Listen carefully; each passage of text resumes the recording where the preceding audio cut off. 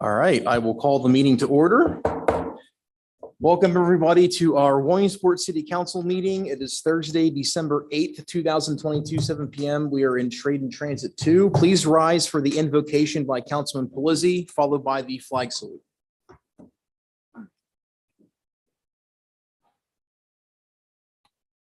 Lord, we invite you to preside over this meeting tonight. Even with us having different opinions, give us the unity of spirit. Help us to each listen to each other politely as we each share our own points of view. Help us to work as a unified team to combine our ideas for a great outcome. Help us to work as a whole rather than individuals.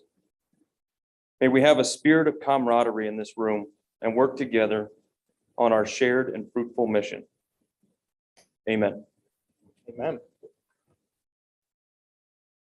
I pledge allegiance to the flag of the United States of America and to the republic for which it stands, one nation, under God, indivisible, with liberty and justice for all.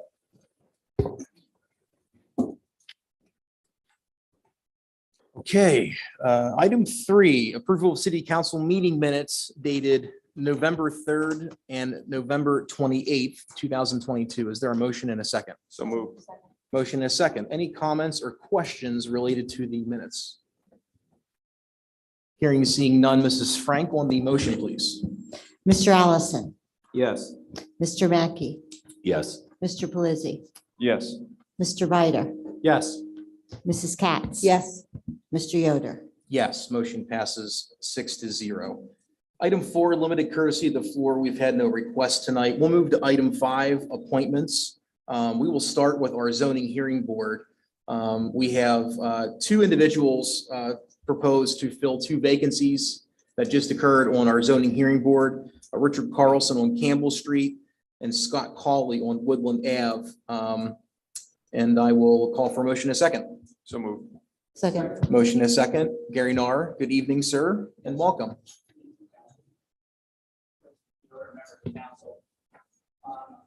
Long-time zoning hearing board member, Mary Foley, so we're 25 years of service, stepping down, so that vacancy is there. The other vacancy we have is Canadero, who has moved outside of the city, and therefore no longer can be on his own hearing board, so we do have 2 vacancies. I have presented to you before 2 individuals that we just named. You have a copy of their bios, both of them have a background that would be very helpful within the zoning hearing board, and Oops, I'm sorry. And so in any way, but basically these 2 individuals would make a very good complement to us. They are aware that they would be required to attend the planning and zoning training offered by the county, which is done every other year, and they are willing to attend that at this time. And I can answer any questions. And I believe one of them is present via Zoom. Thank you, Mr. Narr. I believe these 2 candidates were interviewed in the finance committee meeting. Ms. Mealy, the chair, is not here yet. Between Councilman Biter, Councilman Allison, and here's Ms. Mealy as well. Perfect timing. You know, if there's any insight into the conversation from finance, that would be welcome.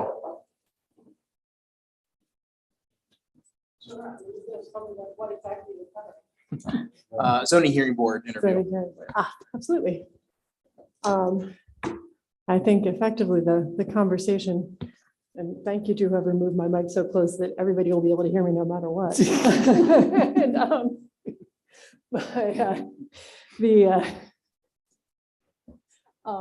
Anyway, the majority of the conversation actually centered around, we have 2 frankly apparently excellent candidates, gentlemen with time in their schedules now. Both are retired. One is a relatively new transplant to the city. The other has lived here for quite a while. They both have some background. One has more, Mr. Carlson has more background in the subject matter, I suppose, and a little bit more experience. But Mr. Colley also seemed as though he would acquit himself quite well on the board. As I said, they both were well aware of the time commitment, the time commitment, especially to the sort of learning element of the zoning hearing board role. And it was an excellent conversation, very interesting, nice to make both of their acquaintance, albeit remotely. and I personally would have absolutely no qualms recommending both of them for the zoning hearing board. Thank you, Ms. Mealy. Other members of the Finance Committee, if there's anything to add, you're more than welcome, certainly. And if there's any questions or comments from other members of council, I think Mr. Cawley is on Zoom as well, if anybody has any questions.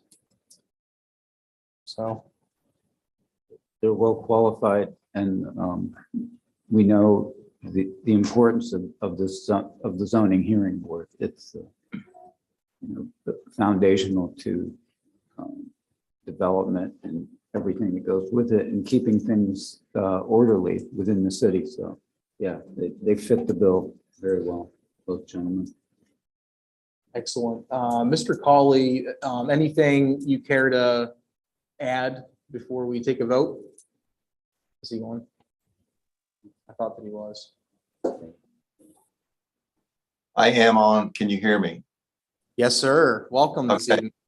evening. Good evening, members of council. I just wanted to take just a brief moment and thank the Finance Committee and members of council for the consideration of this appointment. I look very much forward to working with the other members of the board as we go forward. So I just wanted to give a brief thank you for this consideration. Thank you, Scott, and thank you for stepping up and serving the city. We're very thankful for that also. Okay, no questions on the zoning hearing board appointments. Mrs. Frank on the motion. Mr. Allison, Yes. Mr. Mackey, Yes. Mr. Pelisi, Mr. Ryder, Yes. Ms. Mealy, Yes. Mrs. Katz. Yes. Mr. Yoder. Yes, motion passes 7-0. We have a Board of Health appointment also, Maureen DeSoniers of West Third Street, a 5-year term commencing December 6th and 2022, ending January 6th, 2027. Is there a motion and a second? So move. Second. Motion and a second. Mr. Allison is sponsoring this, and I know this was reviewed in the Finance Committee, so I'll turn it over to, yeah, sorry, I couldn't make finance, so. I thought you were. My apologies. Yeah, no, that's fine. Actually, Council Chairwoman Mealy did cover this, but I think she knows personally this individual. And we all saw her resume, and she's qualified 4 or 5 times over. And this is the Board of Health is an important function that we need within the city. I think we've learned that through the pandemic and things like that. We need to have a functioning, cutting edge Board of Health. And this is a good start on that. Here, here. I don't know if Ms. DeSoniers is here or online. Okay. No, she's not. Okay, and that's okay. I would agree. She's extremely qualified. I would commend our city clerk, Janice Frank. She, I think, really helped to kind of steer her to the right place where her service would be most effective or useful, or however you want to term that. So she would be a really good fit there. And our city clerk really helped with that. So thank you, Janice, very much for that, for your work there. No other comments or questions? We'll take a vote. Mrs. Frank on the motion, please. Mr. Allison, Yes. Mr. Mackey. Yes. Mr. Pelisi, Yes. Mr. Ryder, Yes. Ms. Mealy, Yes. Mrs. Katz. Yes. Mr. Yoder. Yes, motion passes 7-0. We're going to jump down to the bottom here for a little bit. I do believe we have a few guests for a couple of these. We'll move to item 15. Mrs. Frank. No, I don't read them. You need a motion. So we have a subdivision and land development for the Newberry Sub Shop. Is there a motion in a second? So move. Second. Motion in a second. Welcome back, Gary. Yes, good evening. What we present to you tonight is a request from West Branch Federal Credit Union and Newberry Sub Shop The plan proposes a subdivision as well as a land development. The first part would be the subdivision, would be lot number 1. It's going to contain 1.4 undeveloped acres, which contains that the whole total parcel is 6.448. So lot number 1 would be subdivided and it would be 1.47 with the residual keeping West Branch Federal Credit Union intact. It does serve both public water and sewer and does have access off of High Street. So that would be the subdivision part of it. As far as the land development part, lot number 1, they're requesting to build obviously the Newberry sub shop. It would be approximately 3,200 square foot building with an additional area for covered parking, for covered patio for seating and off-street parking for 24 standing parking spaces as well as for 2 handicap spaces.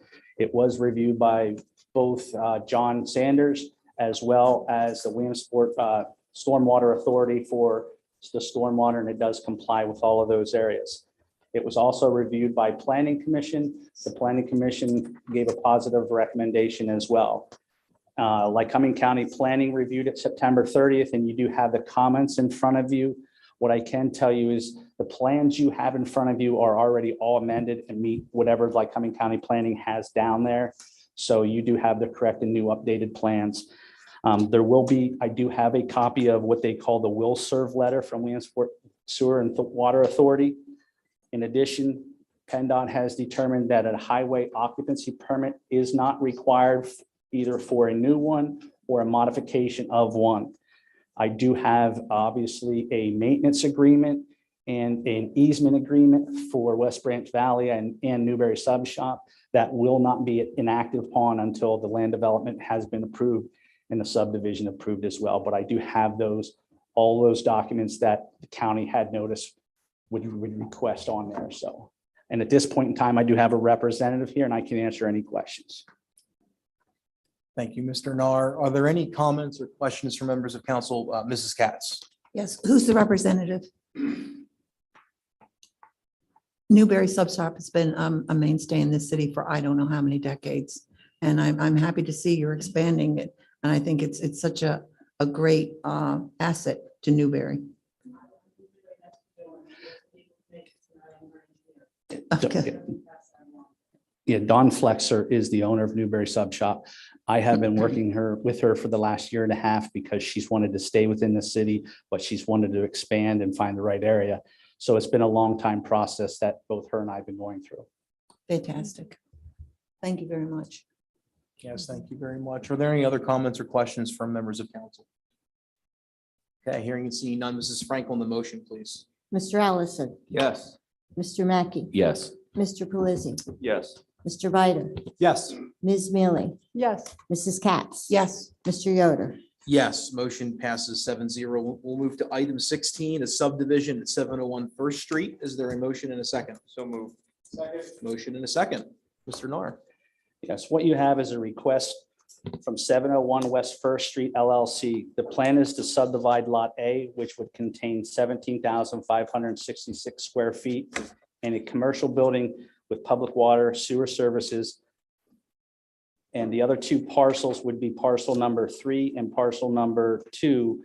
Those 2 parcels would be added for one and would be sold in the future for one.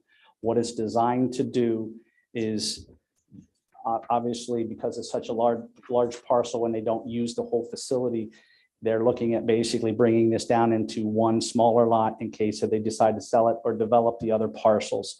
So that's why they're going through this process. It was reviewed by Planning Commission and passed with a positive recommendation. And it also went through the Planning Commission for the county October 11th, and you do have their comments in front. All right, thank you, Mr. Nar. Are there any comments or questions from members of council? Okay, Mr. Bider. The only comment that I'll make is that it's very timely that this is happening because this is right behind the Maynard Street development that we'll be talking about later this evening. So it's good to see that a lot more activity is going to start to happen there. Agreed completely. Okay, hearing and seeing no other comments, Mrs. Frank will need motion for item 16, please. Mr. Allison, Yes. Mr. Mackey, Yes. Mr. Pelisi, Yes. Mr. Bider, Yes. Ms. Mealy, Yes. Mrs. Katz. Yes. Mr. Yoder. Yes, motion passes 7-0. We will move to item 18, a certificate of appropriateness for outdoor seating for 10 East Third Street. Mr. Narr. Yes, what we present to you is the American Legion Post 1 at 10 East Third Street is requesting outdoor seating. You do have a sketch drawing of the proposed outdoor seating, as well as you do have images of the design of the seating that they are requesting. It is within the public right of way. It does have, obviously, it's a large area that does have handicap accessibility to that parcel. One of the main reasons why they are requesting it, obviously, like everyone else, is to establish the outdoor seating within the downtown area. In addition, obviously, this would allow them to apply through PLCB for an extension of the premises for that outdoor seating. It did go through planning, and planning passed it with a positive recommendation for the front of the building. And I do have a representative here. Okay, thank you very much, Mr. Narr. Are there any comments or questions from any members of council? Okay, hearing and seeing none. Mrs. Frank on the motion, please. Mr. Allison, Yes. Mr. Mackey, Yes. Mr. Pelisi, Yes. Mr. Bider, Yes. Ms. Mealy, Yes. Mrs. Katz. Yes. Mr. Yoder. Yes, motion passes 7-0. We'll move to item 19, certificate of appropriateness for 425 Market Street. Is there a motion and a second? So moved. Second. Motion and a second. Mr. Narr. What we have is a request from 425 Market Street. They currently have an awning outside. They are requesting to extend that awning a little bit bigger, as well as change the color of that. Because it's within the central business district, it is required to go before council. You do have images of the present, which would be the small green awning, as well as a proposed little bit larger awning, which still does meet zoning. And that would be a gray, which would stay within harmony of the downtown neutral colors.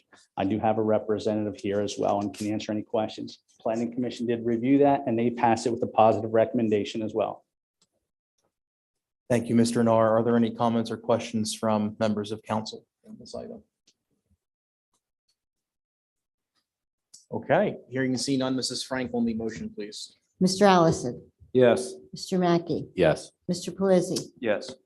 Mr. Bider, Yes. Ms. Mealy, Yes. Mrs. Katz. Yes. Mr. Yoder. Yes, motion passes 7-0. Gary, thank you. We'll hold off on the other item Thank you. until the individual's here. So just flag me once we get out of the next couple of items. Okay, we will jump back up to item 6, Mrs. Frank. An ordinance, transfer ordinance number 4. I'm Is- sorry, ARPA. Is there a motion and a second? So moved. Second. Motion and a second. Mayor Slaughter, welcome this evening, sir. Yes, good evening, President Yoder, Vice President Katz, members of council and administration. What you have before you is the second reading of the ARPA transfer for the Maynard Street Commons. This was discussed last week on first reading, or a few weeks ago on first reading, and now it comes to you on the first read or second reading this evening. Okay, thank you very much. So we handled this in first reading with the request from the developer. There are a couple of housekeeping items that we will, that I'll make some motions to, for a couple of items that we have either voted on previously or have openly discussed in the past couple of weeks. And I'm going to try to match what you proposed, Mayor Slaughter. If I am wrong, just say something. So the first motion that I would make to amend would be taking $156,150 from COVID-related expenses and moving down to create a new line item for police vehicles. Is there a second to that motion? Second. Motion is second. So this is an item that was voted on about a month ago, I think. It is not budgeted, so I think that's where the mayor was proposing to take that. Any questions or comments? Okay, Mrs. Frank on the motion to amend, please. Mr. Allison, Yes. Mr. Mackey, Yes. Mr. Pelisi, Yes. Mr. Bider, Yes. Ms. Mealy, Yes. Mrs. Katz. Yes. Mr. Yoder. Yes, motion to amend 7-0, and then Derek, you were taking the pool filter from Public Works future projects, is that correct? That's correct. Okay. I'll make an amendment to transfer $270,000 from the Public Works future projects reserved budget and move to the a new line item under that category for pool filter replacement. Is there a second? Second. There's a second. Any questions or comments related to that change? Okay, hearing and seeing none, Mrs. Frank on the motion to amend. Mr. Allison. Yes. Mr. Mackey. Yes. Mr. Pelisi. Yes. Mr. Bider. Yes. Ms. Mealy. Yes. Mrs. Katz. Yes. Mr. Yoder. Yes, motion to amend passes 7-0. There are a couple of other amendments that I think a majority of council also wants to make.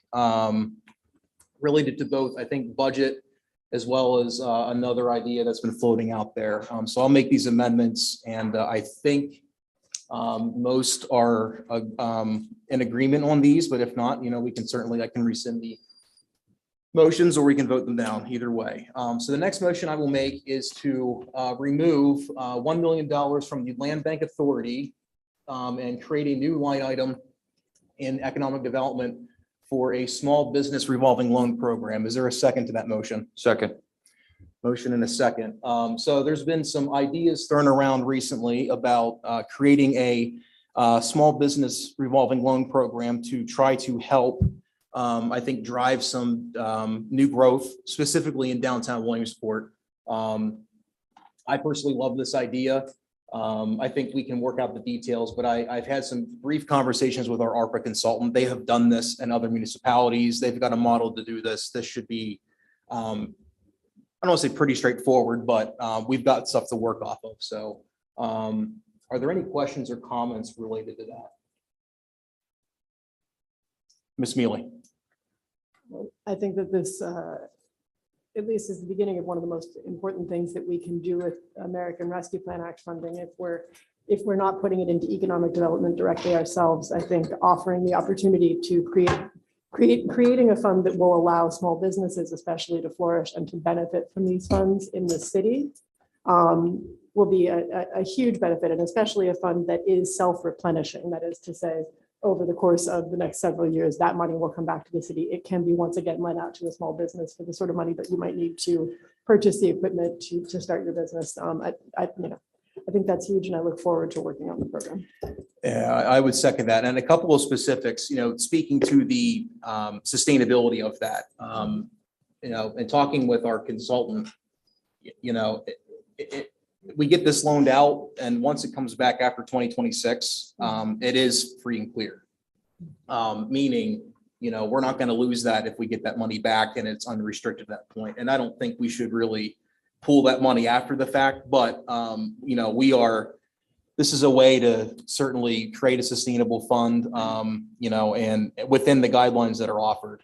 So I'm excited about this also. I would commend Ms. Mealy. This was a combination of her idea and also Mr. Pelisi. I know both of them have been in my ear a little bit or a lot, the past number of weeks. And so, it's always a pleasure to work through ideas when we have good support for them. So thank you both very much for that. Any other comments or questions? Okay, motion to amend. Let's take the vote. Mrs. Frank. Mr. Allison. Yes. Mr. Mackey. Yes. Mr. Pelisi. Yes. Mr. Bider. Yes. Ms. Mealy. Yes. Mrs. Katz. Yes. Mr. Yoder. Yes, motion passes 7-0. Give me 20 seconds. I need to do some quick math for the next two.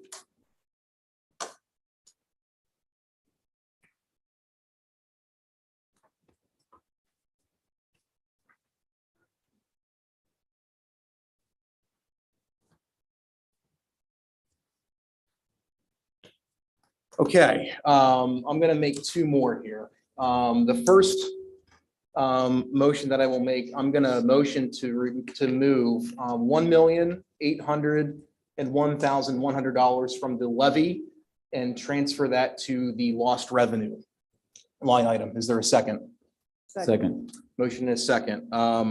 So the thought process here is taking this funding, moving it through lost revenue and creating a reserve fund for the purpose of ensuring we have this funding after we get beyond the 2024 allocation period and the 2026 allocation period. Both of those projects are moving, but I don't know if we will have any firm, level of detail by the time that this money needs to be allocated. I think this is a way to get some of this money allocated and reserved and that ensure we don't lose that for those projects. And I think in talking to other council members to work through getting this money allocated and spent, that is a idea that I think many were open to and aboard with. So I think I had a second. Any questions or comments related to that motion? Ms. Mealy? I think just to further flesh out, one thing that you didn't flesh out, Adam, the city can, without having to provide any sort of documentation, utilize $10 million of the ARPA allocation for lost revenue. We've utilized a little better than 6 of it already within the city's budget.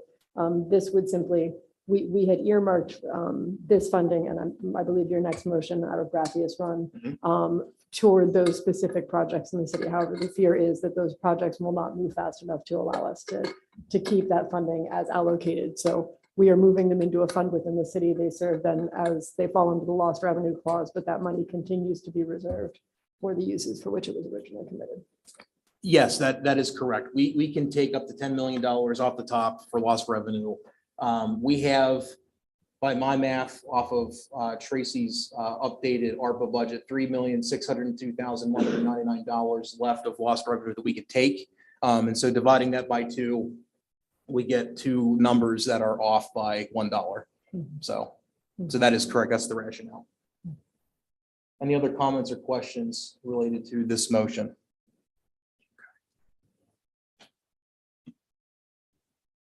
You have a question, Tracy? Go ahead.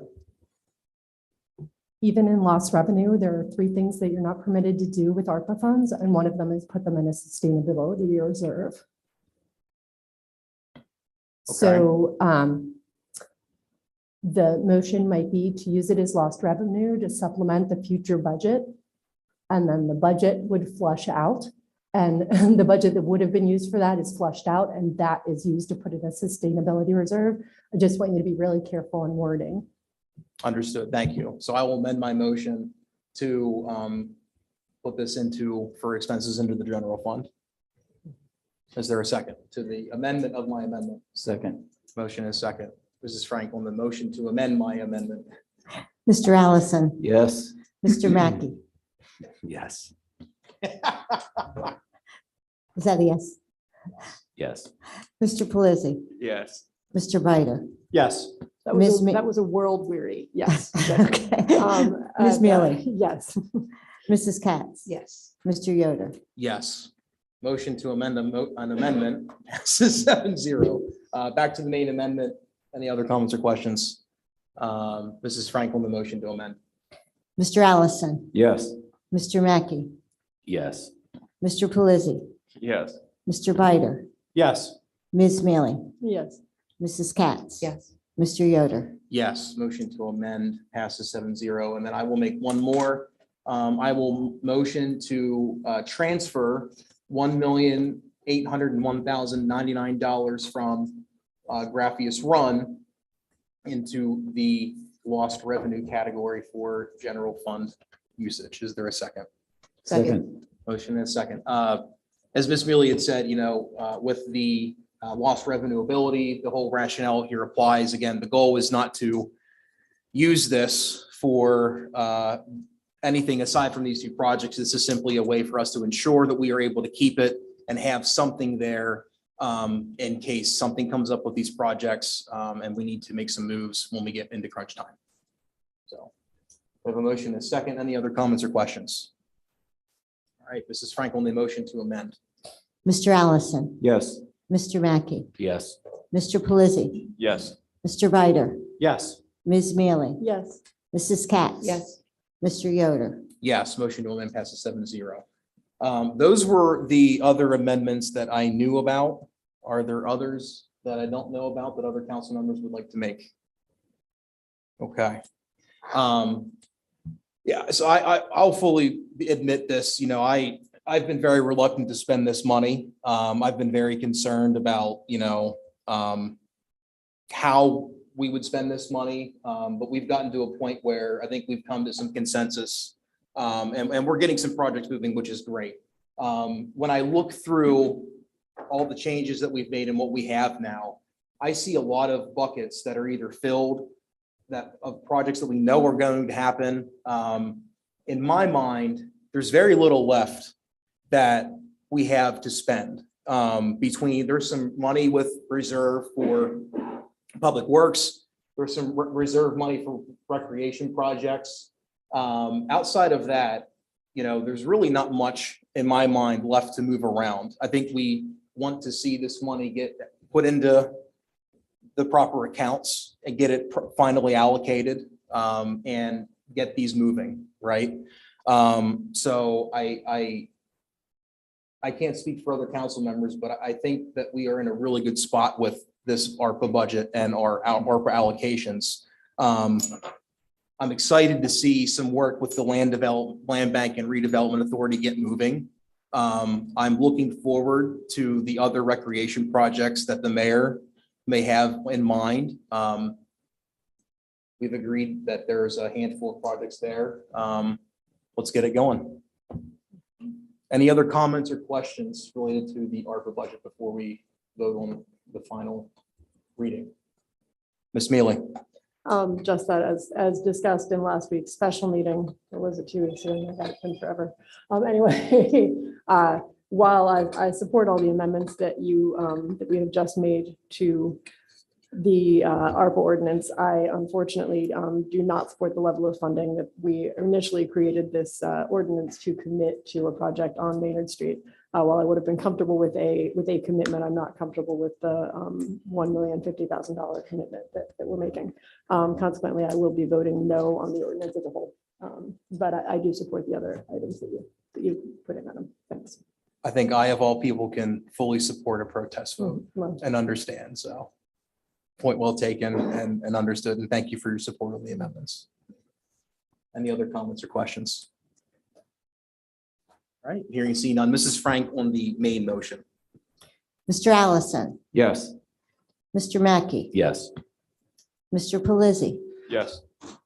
Mr. Bider, Yes. Ms. Mealy, no. Mrs. Katz. Yes. Mr. Yoder. Yes, motion passes 6-1. Okay, let's move into our most fun items here of the night. Item 7, Mrs. Frank. An ordinance adopting various operating budgets for the city of Williamsport, including the general fund, capital fund, projects fund, city hall operating fund, liquid fuels fund, debt service fund, Act 13 fund, and pool repair fund. The Give me- first reading. Give me 1 second. Norm, if I wanted to do another item really quick before this, if I don't get a motion or a second, I can jump and then go back. Is there a motion in a second? So move. No, Second. All right, you want to go? What are you doing? Somebody showed up for the last demo, and I just caught it after it was being introduced, sorry. Oh, I thought you were asking. No, yeah, I sorry. withdraw, I withdraw the second. I withdraw the motion. Can they do that? Okay, you withdraw the motion. All right. Let's real quick jump down to item 17, demolition for 339 Washington Boulevard. My apologies for that. Is there a motion and a second? So moved. Motion and a second, Mr. Nar. Thank you for catching me. I appreciate that. I appreciate it, and I'm sure Mr. Stopper appreciates it as well. What we have is a request from Mr. Ben Stopper for the property located at 339 Washington Boulevard. He is requesting to demolish the Stroman building only. The Benji's part of the building and the back part of the fitness center will remain. I did walk through the facility with Barry Isaac Associate, who is our professional services for BCO and building and codes. So we all walk through it. Over the last 4 years, there has not been any utilities within that building. Mr. Stopper is requesting to tear the building down. Again, it would be just merely the Stroman's building. It would not be the Benji's building. He has brought an engineer in. We have reviewed the engineering plans, and Barry Isett and Associate is okay with basically how the structure is going to be brought down. And providing that council does approve this, we will move forward with issuing a demolition permit for the Stroman's building only. All right, thank you, Mr. Nar. Are there any comments or questions related to this item from members of council? Ms. Mealy? It's a shame what's happening in that block of Washington Boulevard. This building has really been a cornerstone of Washington Boulevard and really set the street line up there. It's an attractive building, well built, and I am truly sorry to see it go. This is apparently my night for protest votes here. Thank you, Ms. Mealy. Mhm. Are there any other comments or questions from members of council? Mr. Biter? The curiosity question that I have, if Mr. Stopper would be willing to share if he has any future plans for that when the building is torn down?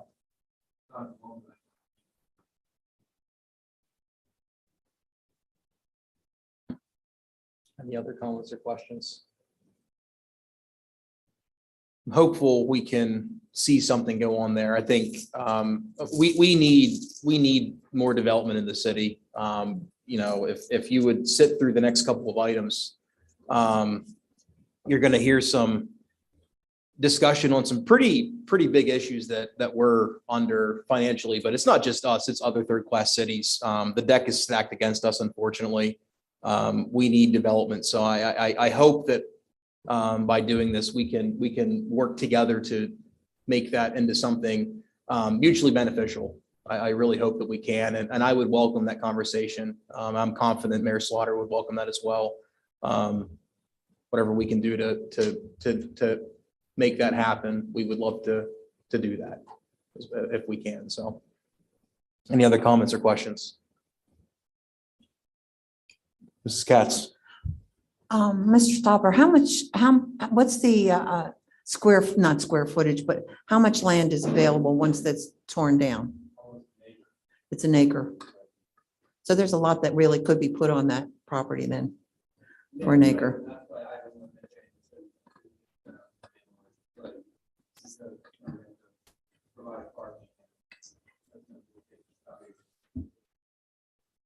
Okay, thank you. Thank you very much.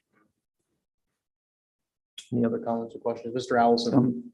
Yeah, just regarding that, I think what Mr. Stopper has done, excuse me, with the property on East Third Street, that building that was the former Mazda dealership,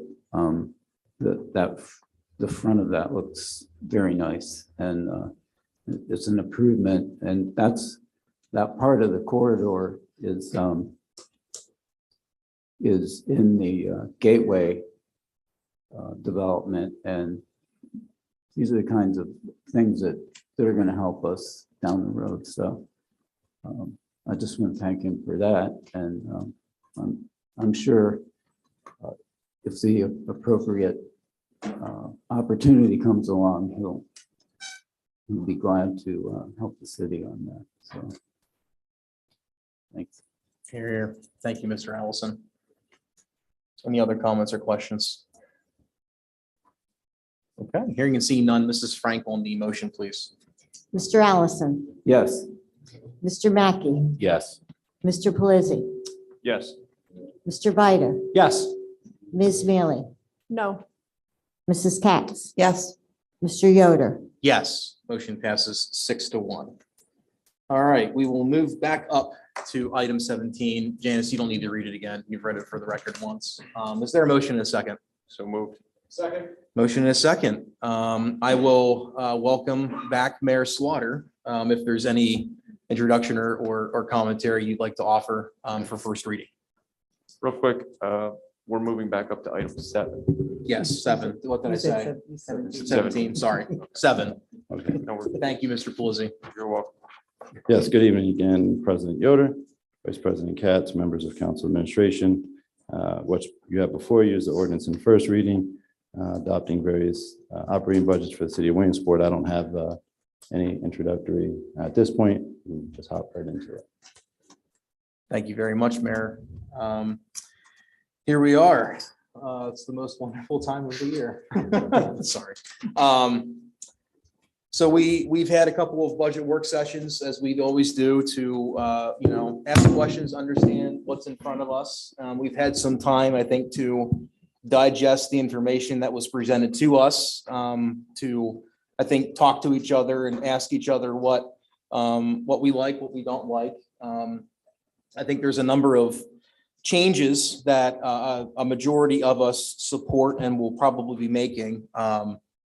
There's a couple of good things with this budget, actually. I'm glad to see that we are funding the capital projects fund, whether I like or dislike any of the projects. I'm glad to see the strategy. I think we've been saying that for a couple of years, that we need to actually start doing that. And I commend the administration on, I think, hearing that message and doing that. That's good to see. There's some consistent things that I think that we've been talking about for the past couple of years that we are still seeing. We are running a deficit of about $4 million this year. I think probably realistically, out taking one-time expenses out, it's probably a 3-ish, somewhere 3 to 4. We see again, we don't have enough revenue to meet our expenses and needs. And, we are kind of going about this from our approach to offering services, I think, in a fairly consistent way that we have been for a while. And so we don't see too much different, I think, than we have in maybe prior years, but especially, pre this group of officials years as well. So let's see what we want to do. I will open the floor for anybody that has any potential changes or amendments they would like to make. Mrs. Katz. Yes, one of the changes that I would like to see, maybe even a discussion, and Gary, please don't have a heart attack over this, but we feel that Gary Nar is doing double duty here, and a majority of us really feel that he should be compensated with an increase in his salary. I don't know where, how much, but this is what, we talked about this, analyzed it, and we know what Gary has been doing. I don't know what the rest of council feels with this, but his salary right now is proposed for $61,808. I think it should go at least 10,000 more for all the work he's doing. I mean, it's double duty that he really is doing, Mayor. Mrs. Katz, we have so for the record, we have let me pull the number up here, a budgeted, the ordinance reflects this budget, Tracy, that is printed out on our desk, or is it the one that you submitted for the work sessions? So which budget does the ordinance reflect? Is it this one right here?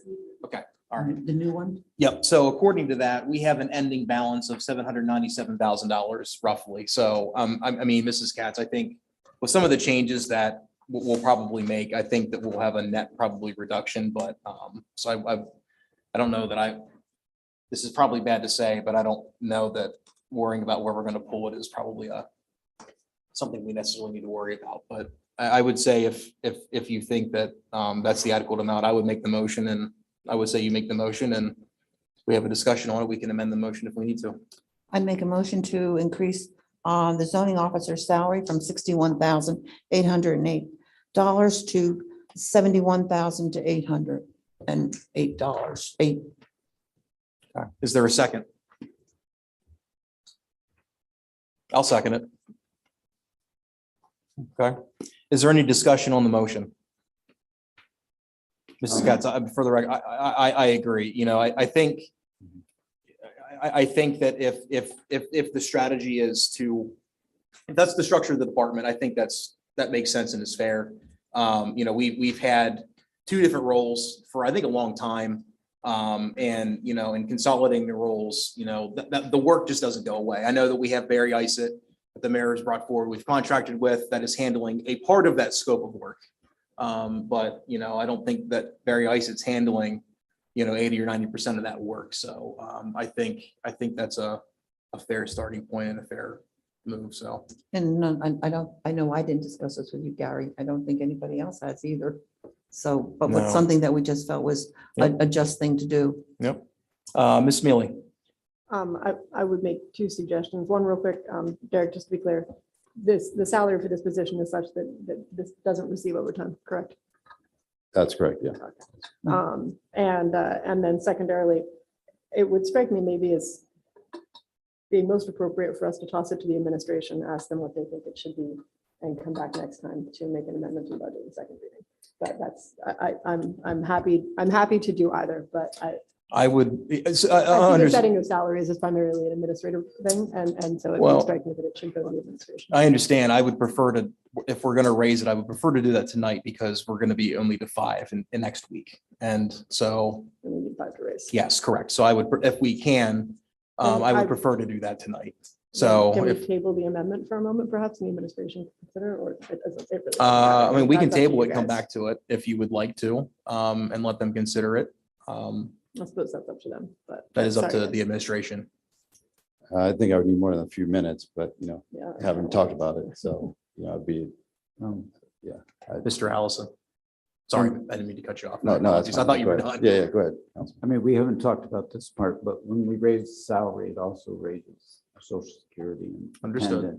dependent, other line items. So Understood. we'd need that crunched as well. Yep, understood. Mayor, we haven't really saw reports of what's going on with the codes department. And it's sort of like it's outsourced with Gary overseeing it. And sometimes I worry about that. I really do. No, I think that's going well. I mean, I don't want to speak for Gary. He's obviously right here. But I think that it's going well, and it's going well with Barry Isett.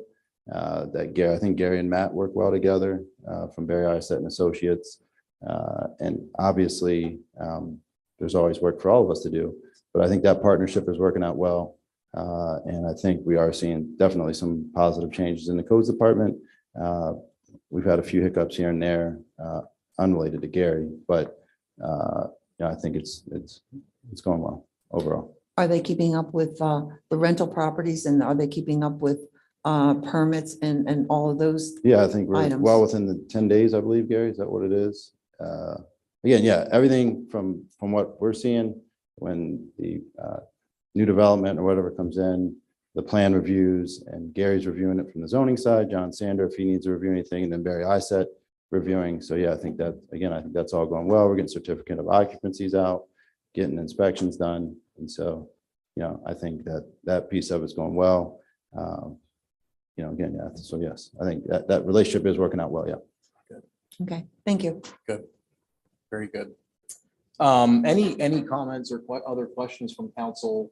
Any added perspective from the administration? Again, if you like, we can table it and save it for a little bit later, but to your point, I think you would probably want to digest that longer than that. So I understand and respect that also. Mr. Mackey. I mean, I agree with your sentiment here. I do feel like Gary is definitely working harder than he has or was 6 months ago. Not that he wasn't working hard 6 months. That's not what I mean. It's a hardworking guy. But I would agree maybe with Councilwoman Mealy that regardless of the fact that there's only going to be 5 council members here next week, I feel like this is something that should probably be digested over the course of a week and voted on next week. That's my opinion. John, can I hear that again? Did you say that you agreed with me on something? Yeah, This has never happened before. I would just like the record to reflect. it might not be. It might not be the first time tonight. That's why I'm backing up here. Oh, What's the first time I could actually hear you to agree with you? all right, whoever the jerk was who taped this mic needs to get over here right now.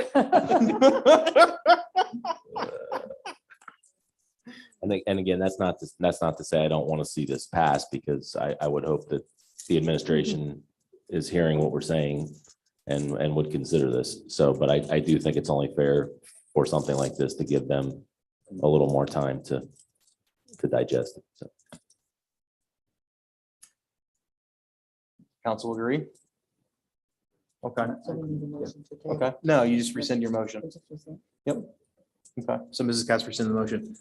So we can certainly revisit that next week. I'll look forward to revisiting that next week. I would respectfully ask the administration, please take that into consideration, and we look forward to your feedback.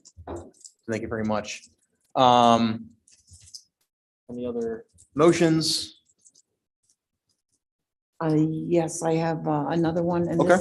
this is strictly for council here. Our city clerk, I would like to see her salary raised from 41,000 to 200 to $43,000. When you take into consideration everything that our city clerk does, not only does she do everything for us on council, but she also helps all the other departments. Her right to knows that come in. I think I can't even keep count of what all the right to knows that she gets all the time. And, but like I just said, she does work and help other offices in the city. And I think it's only fair that she gets a small bump up in her raise. So we have a So I motion. make a motion to take the city clerk's salary from 41,200 to 43,000. Is there a second? Second. Motion and a second. I would echo those sentiments. I knew kind of what Janice did. I really know what Janice does now after this year, and it's pretty eye-opening. And the other thing I would add, I've probably gotten 2 or 3 dozen phone calls this year from constituents that, they're all good. Just thanking and commending how good of a job she does at directing them to where they need to go. When they hit a brick wall with various departments, and in trying to get answers or direction, she's always there to help. And when I say 2 or 3 dozen, I mean that. I can show you the call log probably to prove it. So she does a really good job. We're lucky to have her, and this is an easy one to support. So thank you for making that motion in a second. Ms. Mealy. I will support this. I would support the motion, Bonnie. I would agree that Janice really does a yeoman's job down in the city clerk's office, and heck, she just got us a new member on the Board of Health. But all of that said, I will echo the comments that I made last year when I also supported a number of raises that various employees in the city were receiving. And I, at the time, did not think that was done in a completely above board fashion either. I believe that we need in the city a transparent mechanism by which people can achieve a pay increase. We need policies for how that happens. We need employee evaluations. And that I don't care who it is. And Janice, once again, this is not about your performance and it's not about anybody's. We don't operate like a private business. We have to have reasons for giving our employees raises, and all employees have to know what those reasons are and what they can do to achieve that sort of an increase as well. I understand with our new software, that we will hopefully be approving here later on today, that will become a much simpler and more transparent process. But I cannot emphasize the extent to which I believe that is absolutely essential for us as a city, and for creating a working atmosphere in which employees feel comfortable striving and trying to improve the quality of the output that they're producing. And so, as I said, well, I'll be happy to support this. I really think we need to figure out what the policy and procedure for merit-based increases is, and we need to stick to it from here. Okay. I would,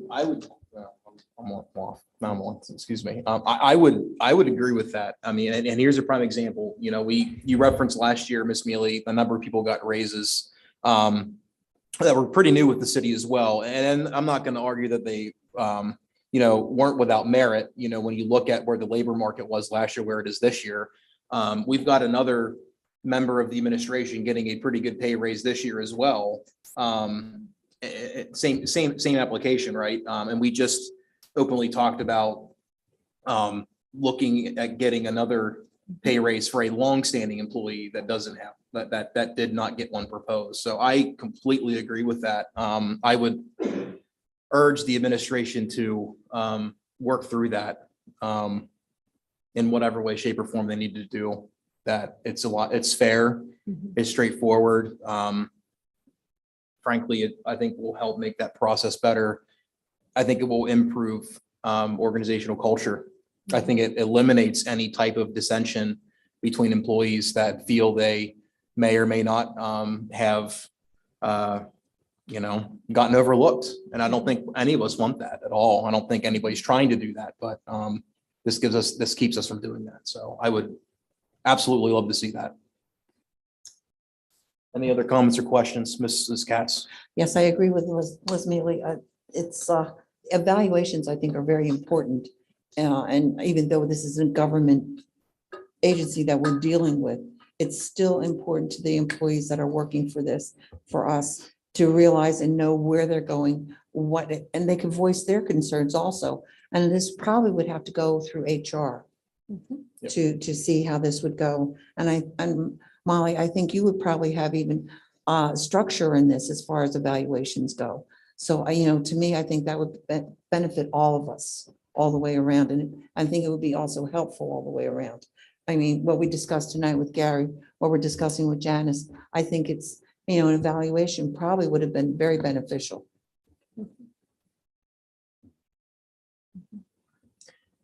Any other, Ms. Mealy? Just secondarily, the secondary advantage in a government setting of evaluations is the transparency to the taxpayer as well. When we are asked why our salaries are where they are for various employees, that we should also be able to answer that when we're utilizing tax dollars to pay them. Okay. Thank you, Ms. Mealy. Any other comments or questions? Okay. Hearing see none, Mrs. Franklin, the motion to amend, please. Mr. Allison. Yes. Mr. Mackey. Yes. Mr. Pelisi. Yes. Mr. Bider. Yes. Ms. Mealy. Yes. Mrs. Katz. Yes. Mr. Yoder. Yes. Motion to amend passes 7-0.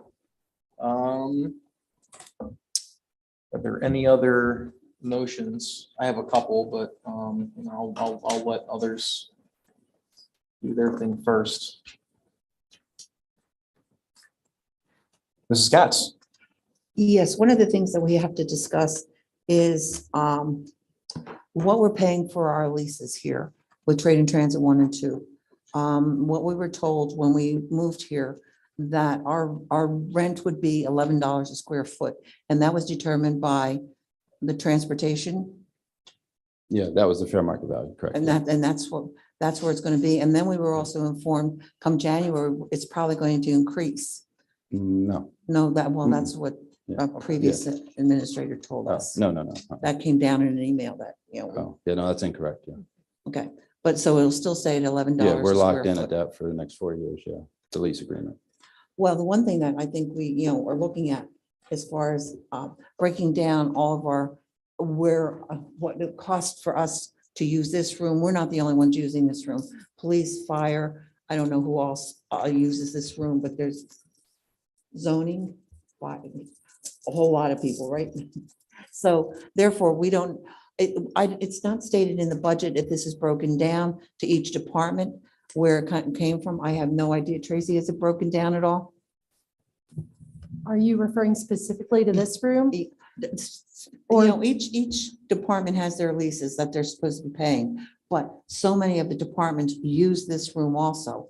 And I want to know if the cost is being spread out amongst everybody, or is this one general cost? For this room? Yeah, for this room. Okay, so what I was told from our RVTA is that you get 80 hours of time free in this room for the entire 80 hours free. 80 hours free. And then after that, they estimated $100 a month for city council meetings, and that was it. That's all they told me that they would charge. Okay, because I didn't realize. There's $1,200 that I added to your budget in the original budget, not I added. saw It has 1,200 and I been, thought, right. So they said that's for cleaning for after city council meetings, but other than that, they said they felt that the hours would fit within those 80 hours. okay, because I didn't realize the 80 hours were free. I thought we Yes. had to pay also. That's what was communicated to me. Okay, okay, just wanted to clarify that. Mayor, is that what you understood Yes, also? that's what I understand. Yeah. Okay. But we're still looking at $11 a square foot. We could get cheaper rent elsewhere. Okay, and Potentially.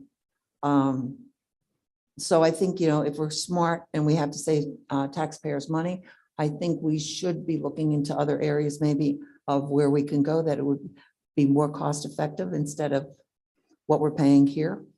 It's just something I'm throwing out. I threw it out in the very beginning when this came up, as far as rents go, what we're paying, that, it's, we should be cognizant of what money is being spent on our spaces at this point. We're no longer doing anything with City Hall except paying for, I take it, utilities. And that's about all that we're paying is utilities. And even that's costing a little bit of money at this point. I don't think there's that much left in the City Hall account. Not sure what's in the city hall. From what I looked at, and Randy and I were looking at this, there isn't that much left. There was I believe around $200,000. For 200,000?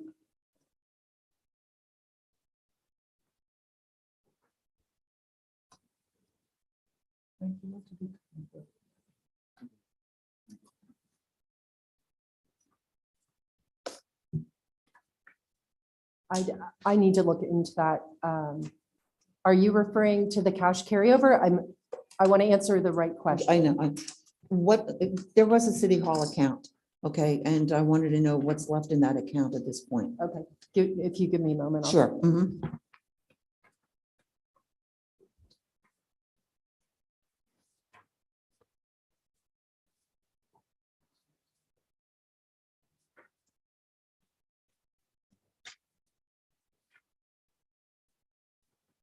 Computers can be a joy and a. Yeah, I can't access, unfortunately, I can't access the main server from here, so I'm going to have to find that for you. Okay, if you can get the. I believe, I will say that I believe it was around $200,000 carryover into next year.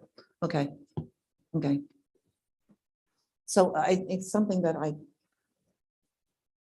think I would like to see what the rest of council and the administration thinks about this, of where we should go. I mean, eventually you have to bring codes back into some area. I mean, they're in RVT. Right. So we've already started working on that, actually. It's looking as though we will be able to bring them back to Trade and Transit 1. We actually had a meeting last week, I believe it was, maybe this week, I don't remember, with RVTA folks. What I would say is we continue to explore options. I don't think we should pack up and move at the moment. My recommendation would be to let Tracy continue to work through the finances so we have a more accurate picture of that, get us back on solid footing. Obviously, we've got the train back on the tracks at the moment. And I don't think we should jump back off that train. But while the train is heading in the right direction, we continue to explore other possibilities as we're moving forward. So I would say, I think the other thing we have to consider would be the morale of the employees. I think if I were to tell them tomorrow to pack up and move again and get all of our public works folks over here and have them moving offices all over the place, I don't think that would go over very well. Separately from that, it is a possibility from our understanding, speaking with FTA, that one of the buildings may come back to the city. That's obviously not taking place yet, but that's a possibility as well. So I think we have to get a few more pieces in place, would be my humble recommendation, and we continue to explore possibilities simultaneously. So I'm not saying that, I'm against that. I don't think we have to make a knee-jerk reaction at the moment. We can take our time and make the best decision moving forward, both in the short term and the long term. I think for the moment, though, we continue to solidify our financial standing and then look at options to explore for the long term. Well, I appreciate that, Mayor, I really do, because what we were told with everything that was going on, that Trade and Transit 1 and 2, and this comes from emails over the past year at this point, I would say, that we might owe RVT money for these buildings. And it kind of scares me that, we don't know where we stand. I can't see where that would be possible, especially with Trade and Transit 1, since the city was very much involved in that building. So there's a lot of unanswered questions here. And I think I'm getting frustrated because we're moving slowly instead of quickly and not getting a lot of the answers that we need. Well, I think part of that is it's going to take some time. And it is taking time, and it's going to continue to take a little bit of time. The survey, from my understanding, is done. What was surveyed up at RVTA. And I believe that will be coming before all of you in a not too distant future. Of course, clearly I cannot speak for RVTA, but I'd recommend maybe reaching out to Joe Nagy or Todd Wright at this point to see where they are with that. And then the transfer of the assets, I believe that's what you're talking about. And then backing some of those that were surveyed out. Elm Park, for example, would have no transit use. That would clearly come back to the city. But initially transferring of the assets, getting all that done, again, I think that makes the point perfectly, that I don't think we should really make any other decisions until we get some of these ones shored up. Speaking of TT1 or TT2 and what may or may not be owed, I can't speak to that, obviously, but we're working through all that as well. Okay. All right. Thank you. Bonnie, to your point, so, Mayor Slaughter, we talked about this a little bit yesterday, right? I think a number of us, with what we're seeing right now, I think a number of us think that moving over to Third Street Plaza makes a lot of sense for a handful of different reasons, right? It's much more cost effective compared to where we're at. We are in a situation where at some point or another, we're going to have to borrow a ton of money or cut a lot of stuff to keep us from going into whatever the law was, Act 47 or whatever it is, from going into financial distress. It's not a question of if, it's a question of when. Going there positions us to maximize resources between two governmental entities and position us to help bridge that gap between revenue and expenses. So this is the first time, if you said this yesterday, I totally missed it, but this is the first time hearing that one of these buildings might come back to us. And the reason I say that, the other thing that I've at least learned, we've been through this a couple of times in 3 years. This is going to continuously be a moving target. So, outside of inheriting a building or building a building, Do we have any we're rich going to be, uncles? what's that? Do we have any rich uncles? I don't think so. I don't think so. So I think there's a number of variables that, and from my perspective, it makes a lot of sense. I think as we digest and continue to think about this, to me, I don't know why we can't do that at another location. When I think about the codes office moving, if they're already planning to move, in my mind, I don't know why they couldn't just move catty corner to Trade Transit 1 versus Trade and Transit 1 itself. How many employees do we currently have in Trade and Transit 1? How many? Like 20-ish, probably. 20-ish. Okay. Gotcha. So, and as frustrating as it is, and I can certainly understand our employees' perspective, and can sympathize with it to a degree. We're not moving the entirety of all employees in city government. So in my mind, it makes a lot of sense. If there's a motion to be made to change that, I would support it. I don't think we would need to do that tomorrow, right, in January. I think being responsible about that would look like it happening if we would decide to do that sometime in the back half of next year, right? We were fortunate that we were able to get over here just like that. The administration did a really good job of in crisis hour moving over here.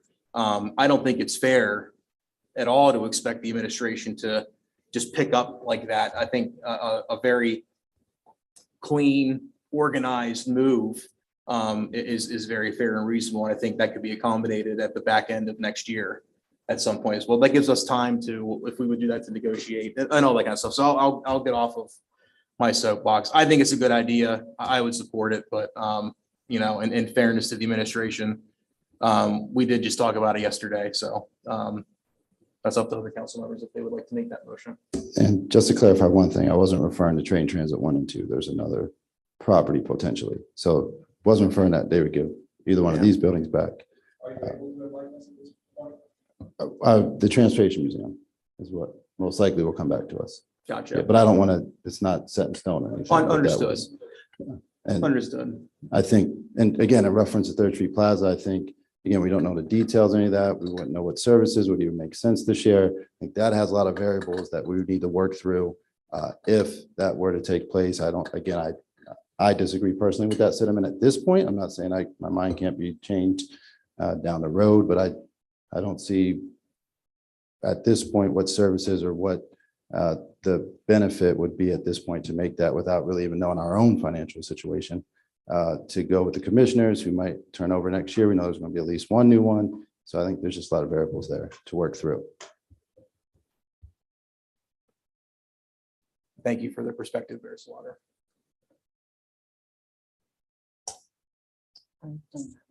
Okay. I just wanted to open up the discussion. Okay. Anything on that discussion item? Does anybody have any other amendments?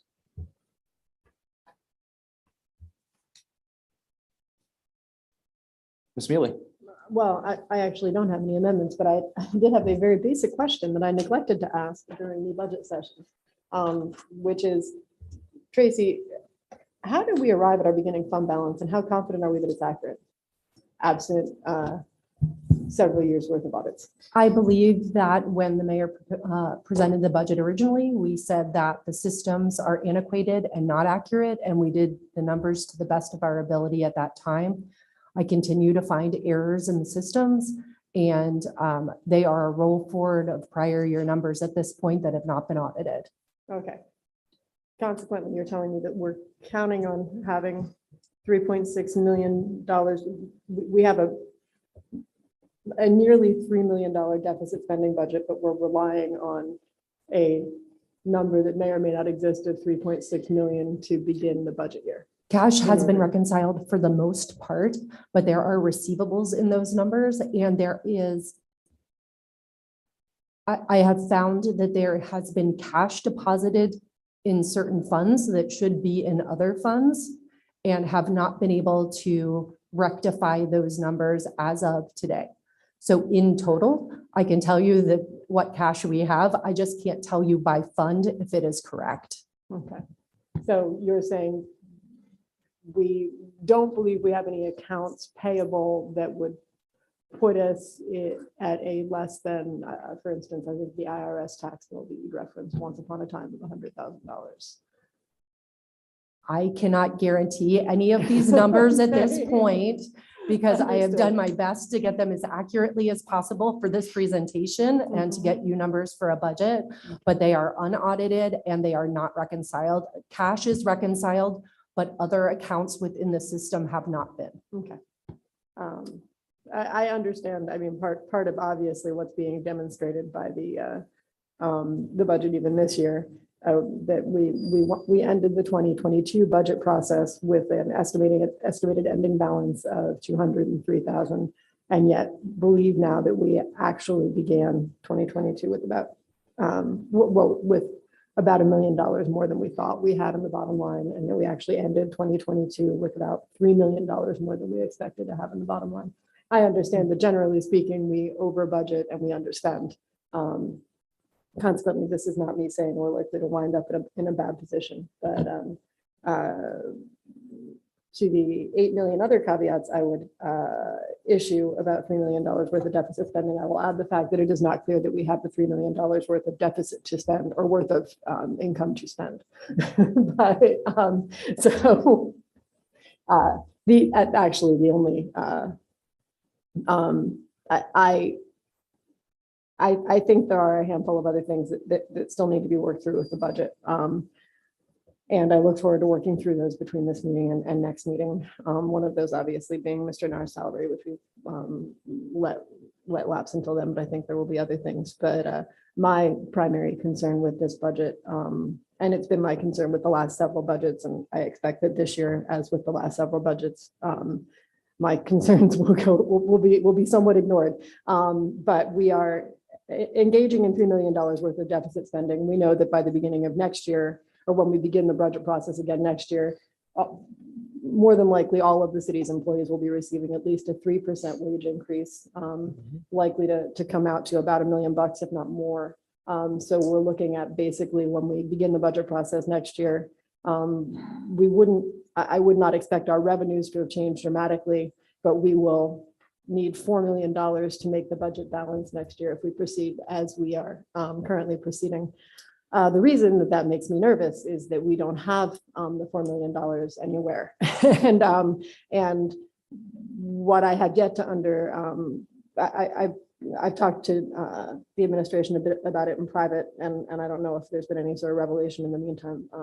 I don't see a path for us arriving at that $4 million for next year, short of raising taxes next year by a pretty grotesque amount, because I want to say that comes up somewhere between 5 and 6 mils of real estate valuation. I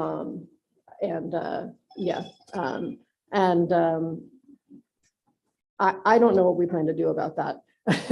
and I'm not saying that anybody does, but I would certainly hope that some folks share my concern about that. And I think that all of us know that there isn't $3 million worth of spending that we can cut from this year's budget to make it align with this year's projected revenues.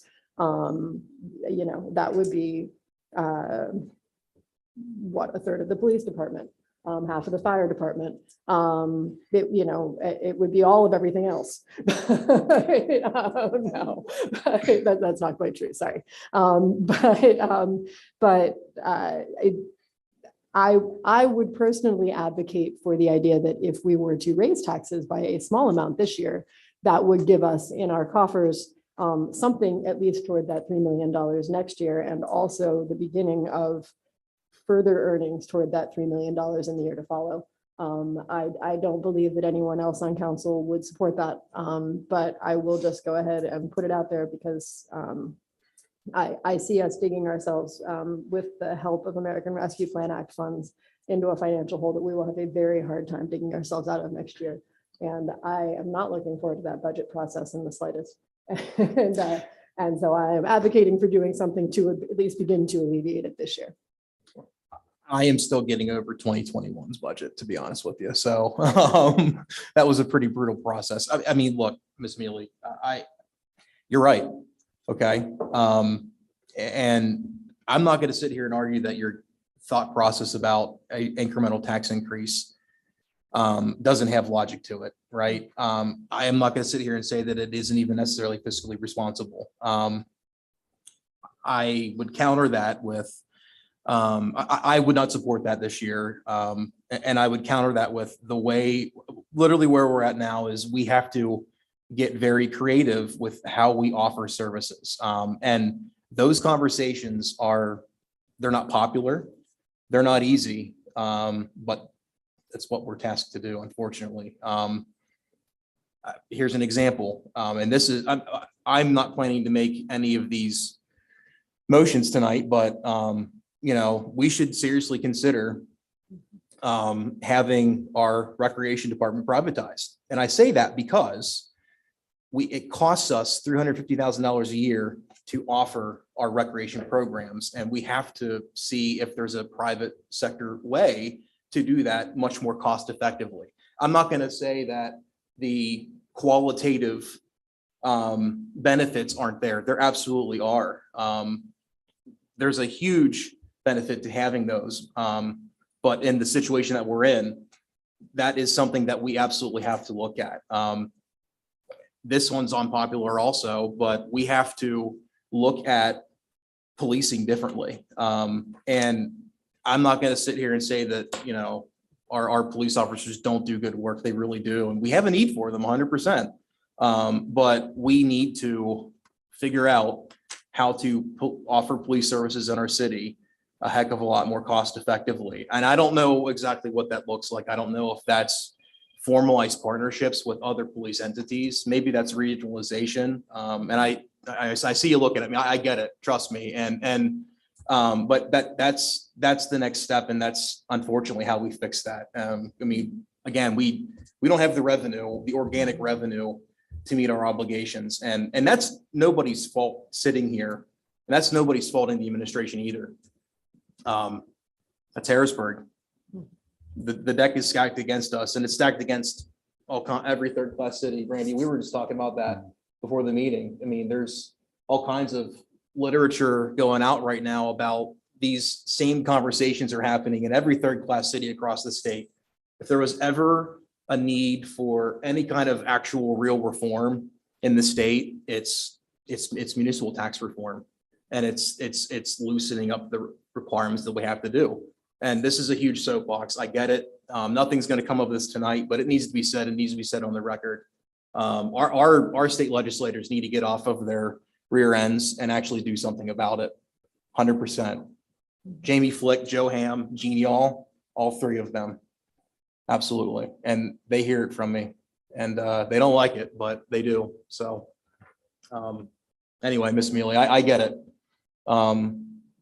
I'm nervous about the next couple of years too, but without looking at and making progress in doing things differently, I personally struggle to raise taxes because I'm concerned about continuing to incentivize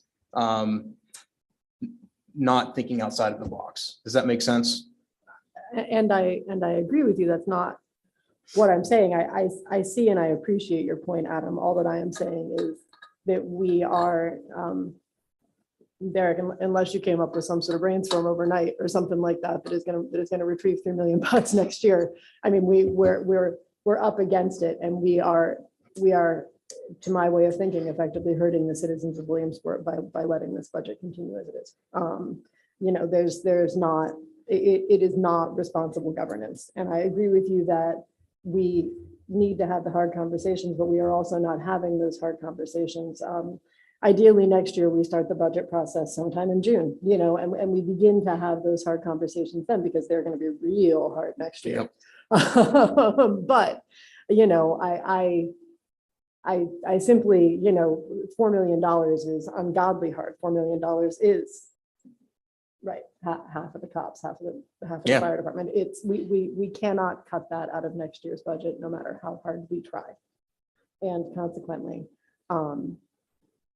a responsible incremental tax increase would help to lessen that burden when we begin those conversations next year.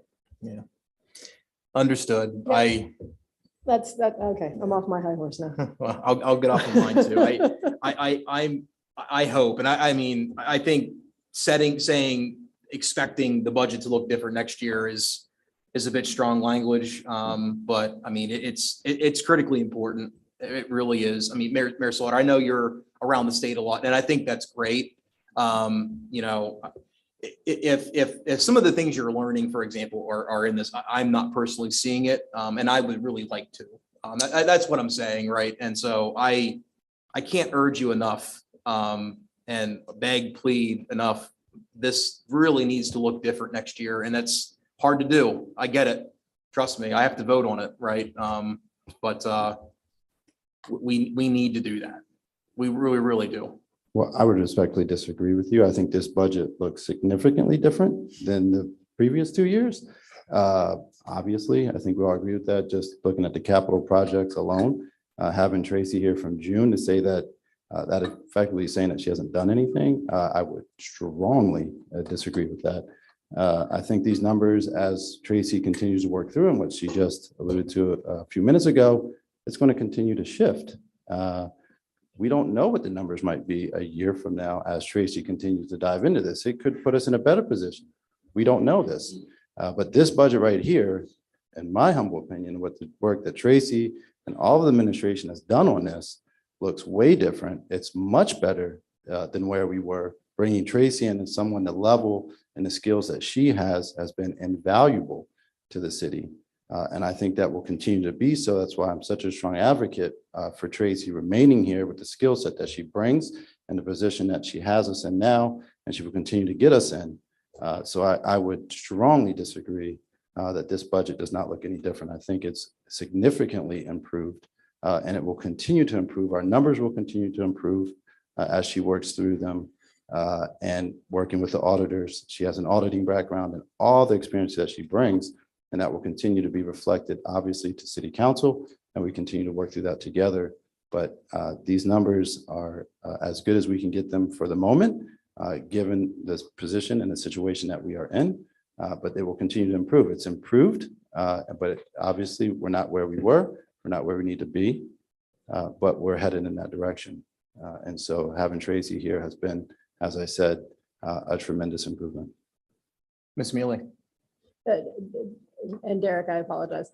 The criticism of the deficit does not equate to a criticism of the budget as a whole. We need to think much more creatively, and we will be forced to think much more creatively next year. So it's kind of a moot point on that one. But the idea of setting up a capital projects fund that actually leads to somewhere, the idea of tying money in for needed equipment over the next, in perpetuity, effectively for meeting the city's capital needs over the long term, is an excellent thing that should have happened a long time ago. And I think all of us are exceptionally grateful to have Tracy's input and Tracy's assistance in constructing a budget that is responsible and provides for the long-term needs of the city. And none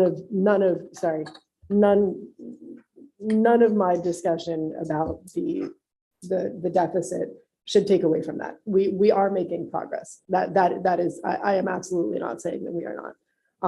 But I am saying that unfortunately we still have a lot of progress to make, and that the final story, even if it does turn out that there is more money that has not been accounted for, even if we do turn up a couple $1 million next year, is that we are still at a position where our total revenues are, well, sorry, these are skewed numbers. Hang on, Tracy's. Our total revenues are about $24.8 million, and our total expenditures are about 27.6. Right? Is that correct? I'm just pulling the ARPA funds out of both sides of that, Tracy. So if I'm wrong, I'm wrong. Am I looking at? I'm sorry, I didn't hear you. Are you looking at the general fund? Are you Lisa? just looking at general fund, or what are you looking at? Yeah, I'm just looking at general fund. Okay, so general fund. Proposed revenues for the general fund of 28.8.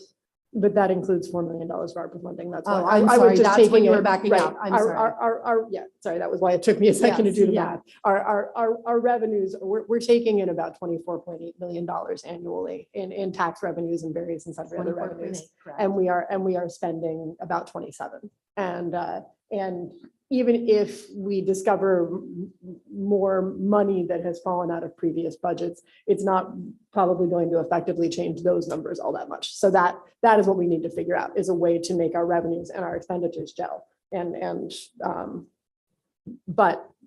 perhaps Tracy, you were wait, no, never mind. You weren't going to make that point. I was just about to say, it does look as though we were under budget last year, but we weren't. That was the trend. Yes. I think one of the things the mayor is referring to is I have found that there are a number of revenue sources that aren't presented as revenue in your budgets. And so I'm working towards finding out why that has been happening in the past. And then those might increase your revenues next year if they're actually hitting revenues like they should. I have found some older billings that had not taken place. So we're working on getting those billed as well. So we do anticipate that there may be some additional revenues, but again, because I'm just getting to that point of working through those, they're not included in this budget. All right. We're looking forward to that, and hopefully that will be the case. Yeah.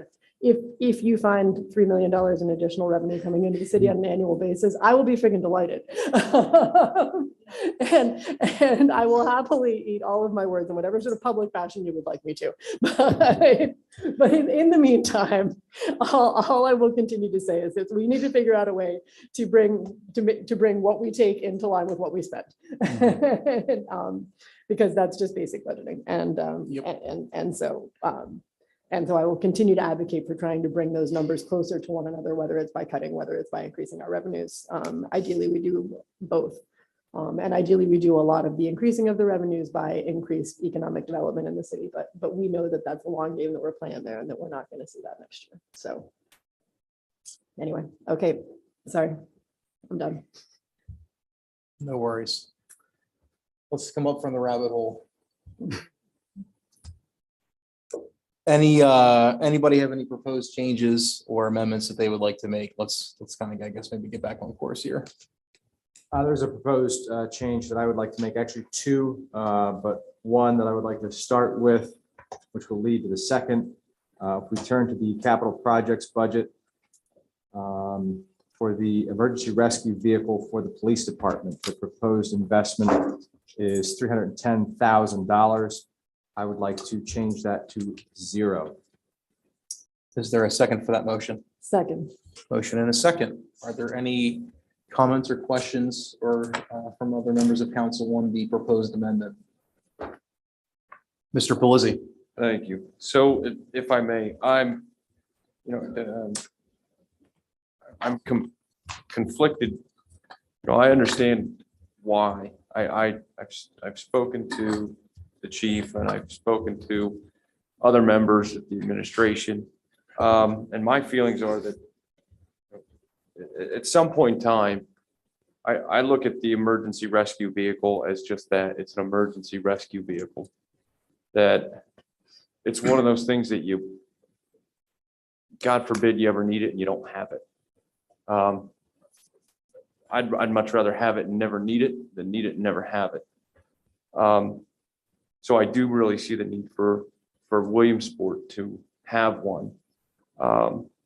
And I understand and I support the chiefs wanting to put that into the budget and the forward thinking, especially with us getting bigger, having bigger Little League World Series, Welcomes to World events, MLB being here. I get the need for us having them. We were fortunate enough to host the former president of the United States here this year. These are certain pieces of equipment that we have to have. However, on the flip side, I also understand that, and I agree with other members of council, Williamsport shouldn't have to foot the burden for all of this. If this is going to be an emergency vehicle that services not just Williamsport, but the surrounding communities, the surrounding municipalities, counties, I think, Chief, our CERT team responds to, is it 8 counties? We have up to 10 counties here that Yep. Sorry. Just for the record, I can count. I said 8 and I had 5 fingers. But yeah, I can count. But yes, so I think, do I want to see Williamsport have an emergency rescue vehicle? Absolutely, I do. That's exactly what they do, is they save lives. Do I think Williamsport should be the one to have to foot the bill for all of it? No, I don't. I think that this is something, and hopefully, this is something that could start a conversation with us, with other local municipalities, neighboring counties, some other entities within the city itself that host events that we need to have this equipment for. Because I believe right now, we end up having to essentially borrow one of these. Is that correct? Mm-hmm. For the events that we. All the events that we've been asked to cover.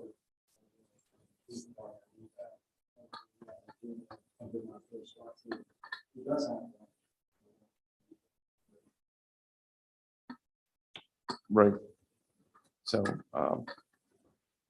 yeah, I wanted to get my point out there is that, Chief, I believe we should have one. I do. I firmly do. And with the rest of council, but I don't think Williamsport should have to foot the bill for the entirety of the purchase. And I hope that this can open to some really good dialogue between us and our surrounding municipalities, counties, whoever it may be, that we can make this happen. I really believe that we can have one here. And hopefully it'll be the start of a better relationship with some of these agencies, governmental bodies, whatever they may be. So, thank you. Thank you, Mr. Pelisi. I would agree. I mean, and this ties back in with what Ms. Mealy and I were really talking about. I mean, none of these decisions are, really easy, to be honest with you. I mean, completely agree with everything. I mean, realistically, in my mind, this is a regional resource, and I would be extremely delighted and glad to pitch in for part of this 100%, but we need to be pitching into a regional resource. I don't know if that's the county. I don't know if it's a combination of count. I don't know what it is, but we're in a position to lead that effort, but we really have to do that. And it's not easy. I get it, but if we can make headway on that, I'd be more than happy to revisit down the road a transfer of something toward that. But I share Mr. Pelisi's sentiments, so. Mrs. Katz. Chief, do they charge us for renting, any rental when we borrow it? Yes. We have an MOU set up with that. They've been very gracious and we're not- Okay. How did they, okay, would you know how they got there since we know the price tag of this? They belong in another, the city has terrorism task force, they were in a different one prior to when they got those, that they have a lot more funding in their budget. So they got theirs when they were in another. So for some reasons within Pennsylvania, that's broken down based on the population of the city and what we have in those certain. And in our region, the way it works, we always get allocated a certain amount and then it's for all the stuff. And not in those 10 count.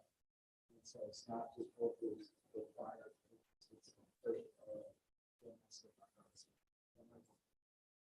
So really, it's a large group that, and that's not the proper word To probably. understand what that is, that's a terrorism task force. So in the event of a terrorist attack, that's when we would be called to respond to these other counties that we talked about. Versus being a multi-jurisdictional team within responding to jurisdiction.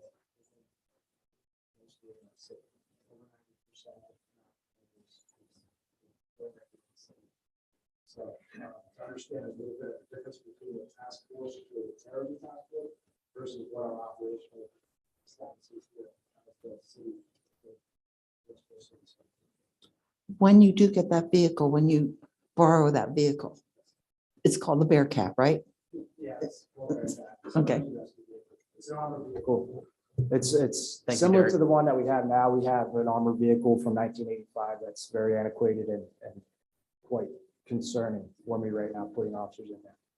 Is there special training that's required to? There is, once you purchase a vehicle, Lenco, the company that builds the vehicle, they provide a driver's course.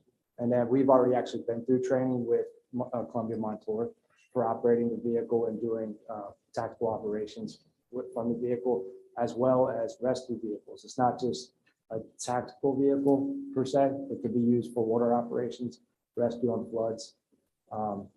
And it has a capability to go off-road and go to rural areas as well. So I think the bottom line is probably maybe we can go after funding in different areas at this point. I've to been try- trying.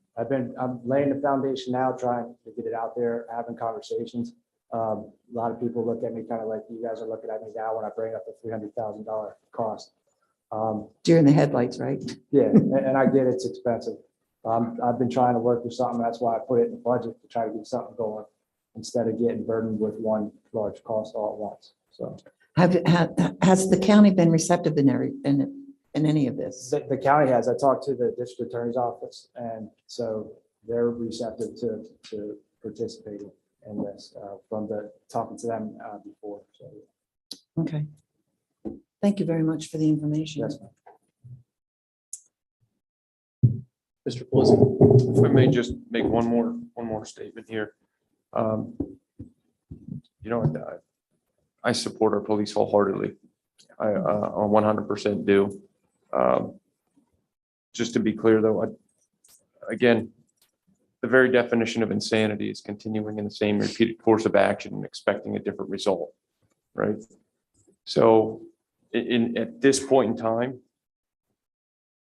you know, I would support Mr. Biter's motion to remove this, but only because I think that I want to see us also go after some additional help and funding to help Williamsport first. And if we don't make any headway or progress with that, then I'll be bringing it back up. But again, if we try and we try and we try and we don't get anywhere, you know, we could still potentially find this money in the order. But like I said, this is a life-saving piece of equipment. So, but I would like to see us try and get it, or at least some of it elsewhere first. And if that doesn't work, then I'll be bringing it back up. Thank you. Understood. Mr. Allison. Yeah, I agree with Mr. Pelisi. It's worth the effort to look at different ways to fund this. And the police already are doing that, but we need to be a part of that conversation. I think city council. So, I mean, I'm in favor of doing that, but we need to be committed to it and, you know, have a plan, I think, of what we can do on council, whether it's, you know, have an ad hoc committee that's going to look at this and work on it, whatever form or substance it might take. But just so it doesn't, you know, we're 3 months into next year and, oh yeah, we got to get moving on that, you know, that we're really dedicated to that purpose and that we can revisit it then if it's not going to happen that way. So I think it's worth trying. Yeah, definitely. Thank you. I appreciate hearing that. I do know that the chief has done an awful lot of research and has a lot of information regarding the vehicle. Said I think we could do a great job and maybe even see if our contracted firms, Delta or Keller, whomever it may be, see if there's some grants. No? Tried that, didn't get anywhere? Okay. Well, again, I'd like to see if we can't go to the county first, maybe some other institutions, organizations here within the city that benefit from said events that we need to have this piece of equipment for, see if they'll help contribute. Exactly. Yeah. Yeah. Thank you. President Yoder. Yeah, Would yeah, sorry. council consider cutting that cost in half and then setting the chief a task to get a match for it? So continuing to keep 150 in the budget, and then he would be tasked with finding 50% match and just proposing it. What I would be comfortable with right now, as I look at the ARPA budget going forward for the replacement cost of that is $15,500. I'd be willing to commit that for the capital budget to start. And then going forward, we can show commitment to other municipalities and other members of that terrorism task force, whether it be other counties, local municipalities, and so on. Because I believe, and after we get through this particular amendment, you'll see why I'd like to save the rest of that money. Yeah, I would support that also. I mean, and again, you know, there's what, 8 or 10 counties, right, that are a part of this task force, correct? So there's ideally a lot of other municipalities that could be putting into this. So I think that's a good starting point for sure. And I would reinforce the point, you know, are we the largest municipality that is involved in this? Okay.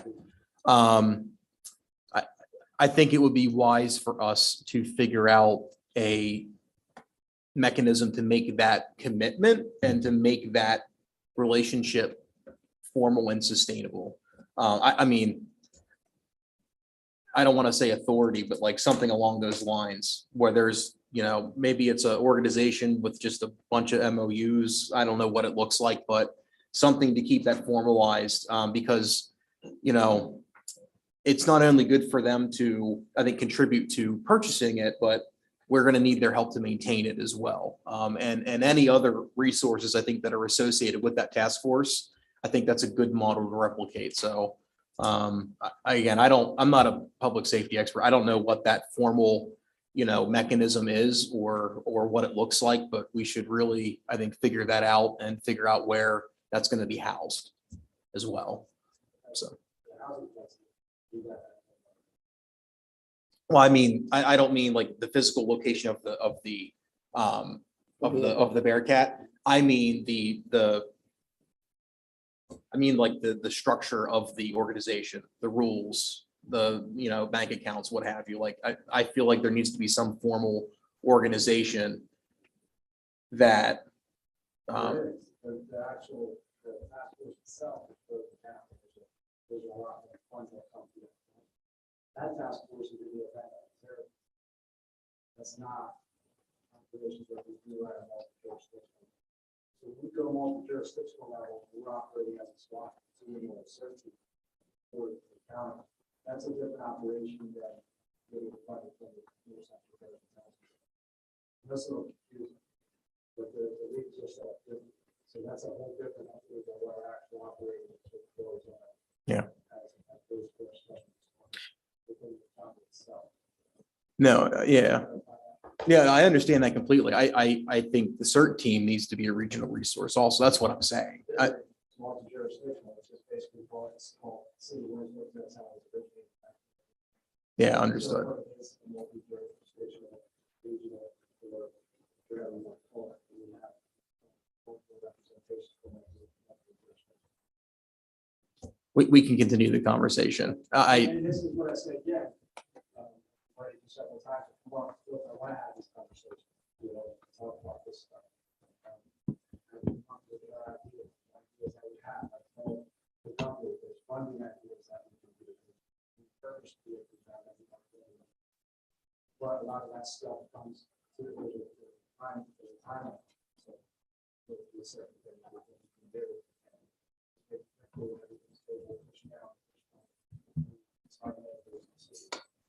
But I'm always open. I'll say that I talked to a couple of you. Talking to all of you. I'm going to talk to us at the police station. What we're doing, what we're trying to do with all aspects of policing. From the Bearcat to the vehicles to personnel to the idea that I have with the trying to bring some new ideas and great ideas to the table to help people in this group as well. I want to share those ideas. We're going to talk about it. That's the right thing. So so regarding the plan that we have, that we're doing, we're just going to survey with the college. Got some great feedback on today. We had a lot of things. We got some good ideas. But we got perspectives by the community, what they want, what they're looking for.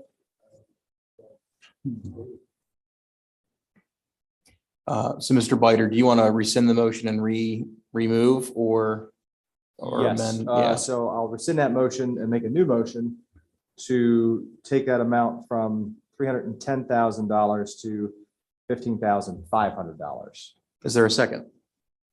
Second. Motion and a second. Any additional questions or comments related to the revised motion? Just as an addendum to this whole conversation, I think, one way I look at all of this is that we live in a different world now, and it's constantly getting, whether we like it or not, more violent and more unpredictable. And we can't say with any degree of certainty that something could not happen in our city or our area, because we see examples of it regularly now. And that's hard to quantify what that means, but we need to be cognizant of it. And that needs to be part of the conversation as well. Because when you weigh that out, and you see some of the things that have happened in our nation and in our society, the destruction that can be bring havoc and pain and all kinds of terrible things. I can't think of an entity that would say, I'm glad we didn't spend that money, because we saved money, but we weren't able to respond. So, maybe that's over dramatizing it, but it's just an aspect, I think, that we need to keep part of this conversation, because that's the real world, and that's the real world our public safety departments work in on a daily basis. So that's all. And Thank you, Mr. Allison, Mr. Mayor Slaughter, excuse me. And one other piece to the funding aspect, I think would be with Congressman Muser. He'll become our congressman in January, will be his largest district, and I believe he has previously secured funding. I think Councilman Pelisi has said that for emergency rescue vehicles in another municipality. So once he officially becomes our congressman, I think we could work with him and his team to see if there's other funding out there from the federal level that maybe can secure some for us as well. We will be his largest district as well or the largest city in his district come January. Thank you for bringing that up. Any other comments or questions related to the revised motion? Okay, good discussion. Mrs. Frank on the vote for the amendments. Mr. Allison, Yes. Mr. Mackey, Yes. Mr. Pelisi, Yes. Mr. Bider, Yes.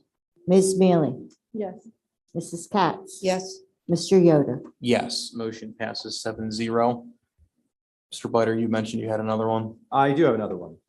So the monies that we have left over from that are $294,500. I had previously discussed with Mr. Livermore at one of our last meetings about a line item that was missing in the flood control budget. And that is a line item for Graffius Run.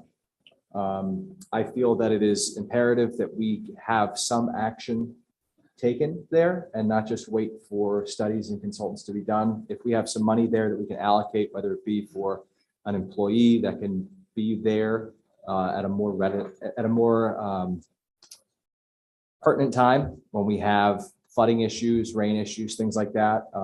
It's very disturbing to have to, I would imagine, be very disturbing to be a resident in that neighborhood and wonder every time it rains if the city's going to have somebody there to dig out the debris that clogs up the drain, and then their house is going to end up being flooded, whether it be with mud or rainwater from the various outlets that come down the stream. So you made the motion. Second. Motion and a second. Any additional discussion, comments, questions from members of council? I think it's a great idea. And appreciate you making the motion and bringing it up. I would appreciate it, Mr. Livermore. Then I know that you have some plans that you talked about with Mr. Sanders. You don't need to expand upon them right now, but it would be wonderful that if we have some stuff at the beginning of next year to really go over, but thank you. I would just add that Wood is in the process, they submitted and there's scheduling a meeting, so we can keep council informed on that, on the initial report that they're doing for some short-term and long-term fixes there. Thank you. Thank you, Mayor Slaughter. Any other comments or questions? Okay, hearing and seeing none, Mrs. Frank on the motion to amend, please. Mr. Allison, Yes. Mr. Mackey, Yes. Mr. Pelisi, Yes. Mr. Bider, Yes. Ms. Mealy, Yes. Mrs. Katz. Yes. Mr. Yoder. Yes, motion to amend passes 7-0. Anybody else have anything at the moment? Okay, I'll make a couple here. So I think the right place to do this are these locations, Tracy. If they're not, just tell me, okay? So can you refresh my memory under the revenue sources, the difference between the two lost revenues? What I want to do is the money we switched over from ARPA for the remaining lost revenue, I want to do those procedurally and knock those out. So we would need to increase the revenue from one of those categories, I presume. And then I don't know which one's the appropriate one. They're the same category. They're the same category, but. Right, it's actually one line, so it Okay, so it doesn't matter, which okay. one you Yep. included in. It was just more Gotcha. for my visual Okay. of what was going on. Okay, perfect. I just wanted to clarify that, so thank you very much. I would make a motion to increase the ARPA lost revenue line item by $3,602,149. Second. Motion in a second. This is moving over the money that we just transferred in second reading of ARPA to lost revenue. This is the procedure to, get that through the budget. Okay. Any comments or questions? Okay. Hearing and seeing none, Mrs. Franklin, the motion to amend. Mr. Allison, Yes. Mr. Mackey, Yes. Mr. Pelisi, Yes. Mr. Bider, Yes. Ms. Mealy, Yes. Mrs. Katz, Yes. Mr. Yoder. Yes, motion to amend passes 7-0.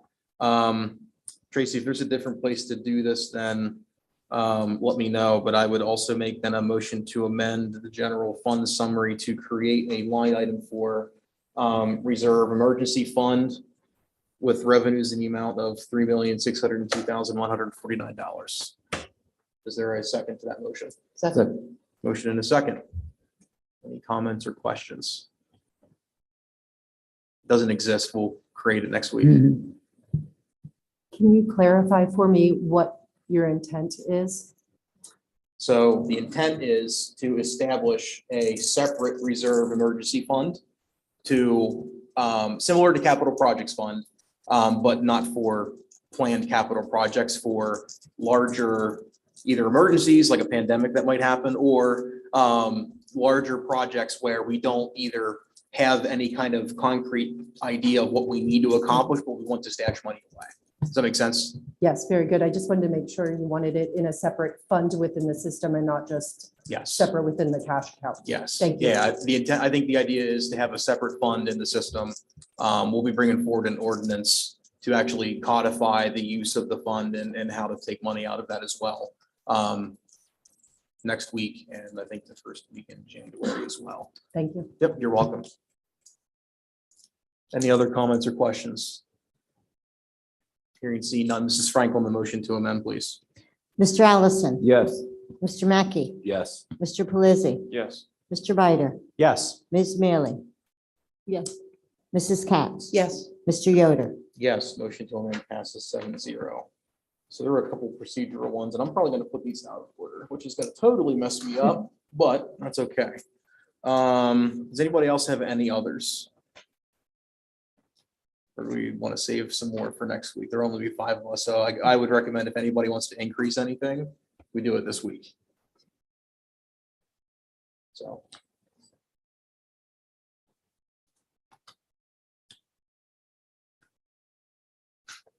Okay. Give me 1 minute here. There was one more that I would like to do. Let me just make sure that I find the right line item. And then also find the right.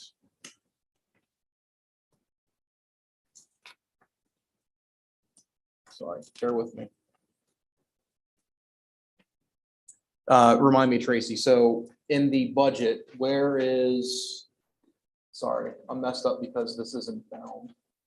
I think I pulled things out of order. Where is the Director of Finance located in the actual, what line item is it in the actual budget?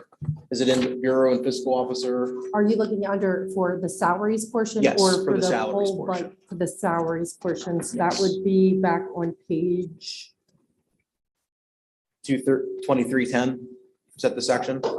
That's the, but I thought you meant the salaries. No, I know where it is in the salary Okay. detail. Where does that I'm sorry. reflect in the actual budget? Let me get to that for you I then. didn't get a chance to label my pages either, so sorry. If you can give me the title of the budget area or the number, Finances on page 12 and 13. which is, oh, yeah, well, these are numbered. Never mind. Thank you. Okay. Yeah, I totally missed that. Thank you. All right, so I would, so the budget currently reflects hiring somebody the middle of the year for the director of finance, correct? Yes. There's half a salary in there, so I presume that's what that That's means. correct. Okay. Yeah, halfway, yeah. All right, so I would make a motion to increase that by that salary by 25%. And the reason I would like to make the motion to say that is I would like to see us work through that process sooner. I don't think it's realistic that we're going to hire somebody January, February, but maybe April is more realistic. And I say that, I mean, I think we need to get that position filled as soon as we can. I think it's a very critical position to get filled. Tracy's doing a very good job. I don't think any of us are going to sit here and dispute that. And I think we need to keep her around on a very limited basis once that individual is hired. But I mean, I think, Tracy, I remember you talking about triage, right? Your finance office was in triage. At some point, we need to get into rehab. And when you're going through heart surgery and your heart and triage for heart surgery, your surgeon doesn't do rehab, right?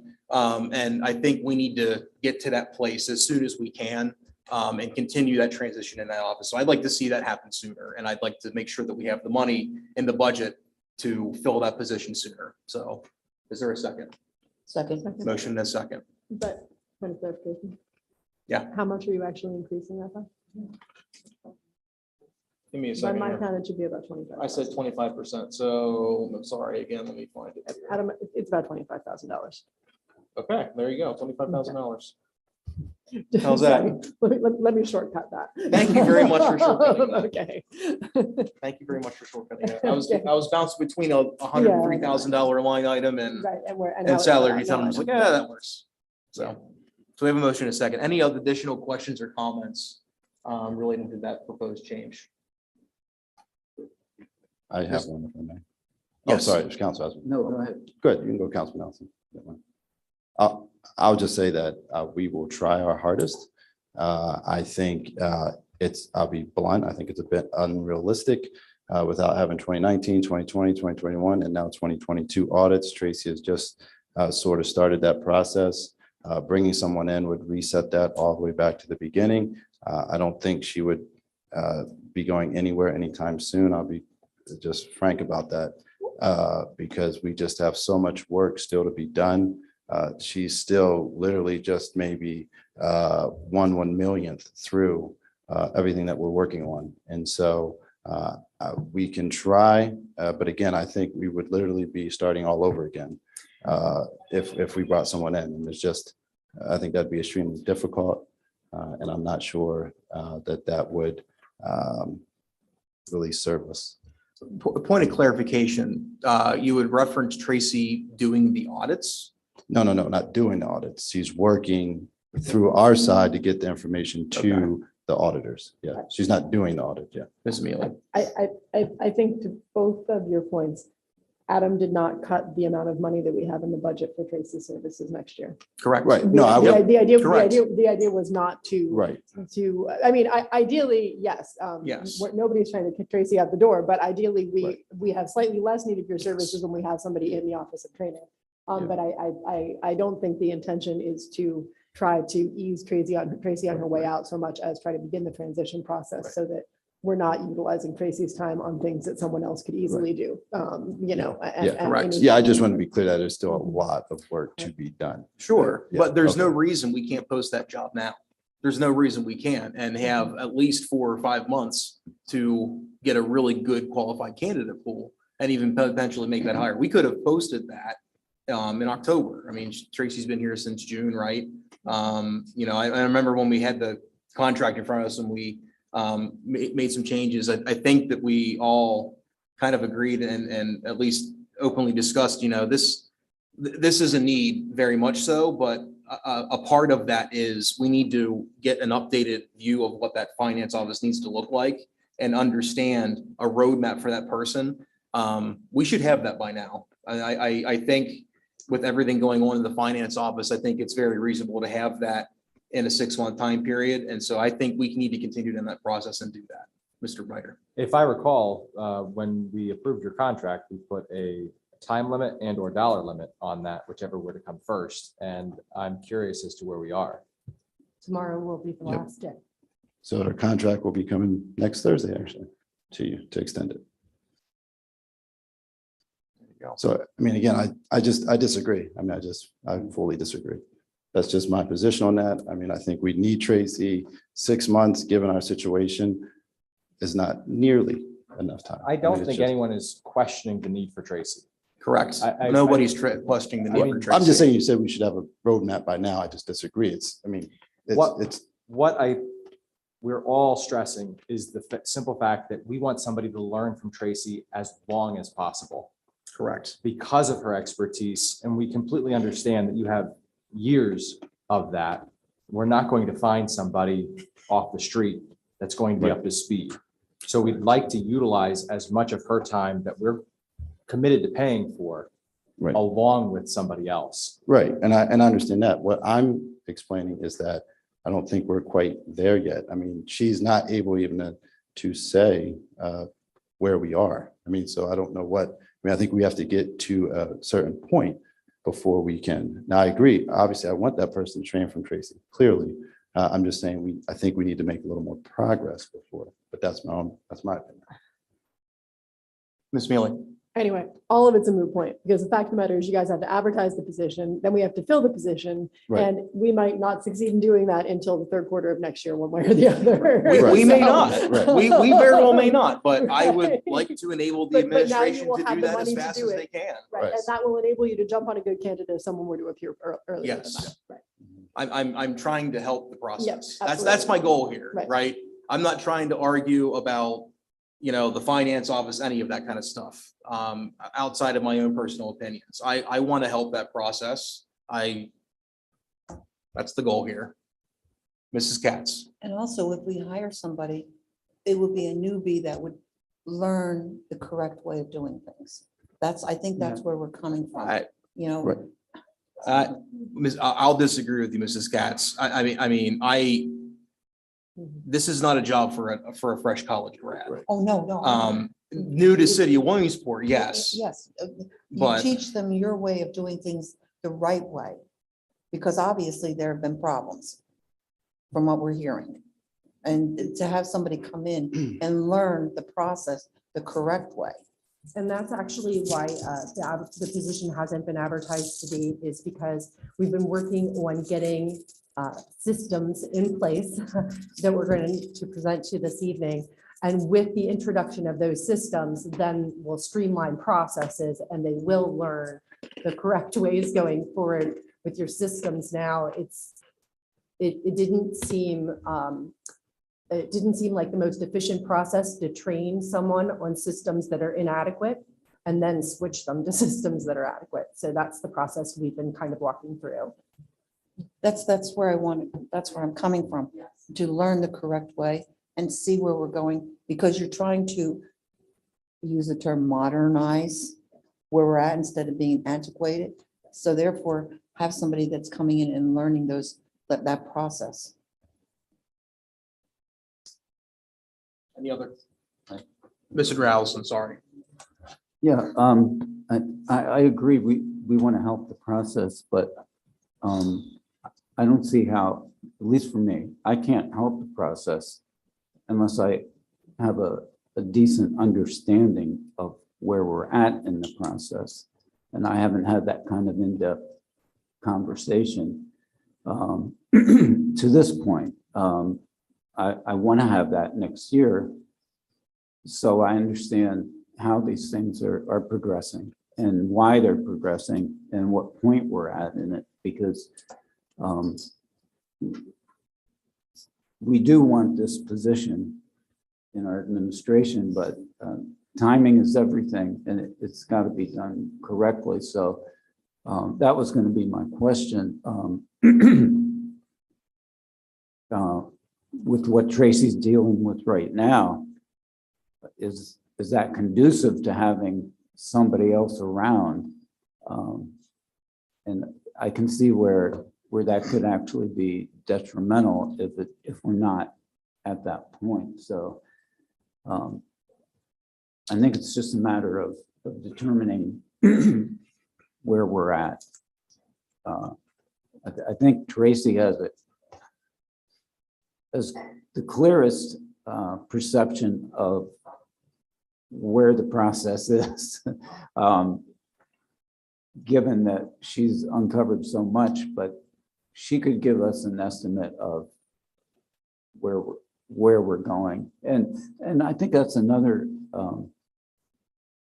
point that a little bit off of this, but I think we need to be able to get some information about where we are going in our city's finances. And I think we're going to get to that point where there'll be some predictability of the trend that we're going into, rather than, well, we just found this out and we just found that out. And so it just sounds like there's a decent amount of unknowables right now. So I think we're all on the same direction. It's just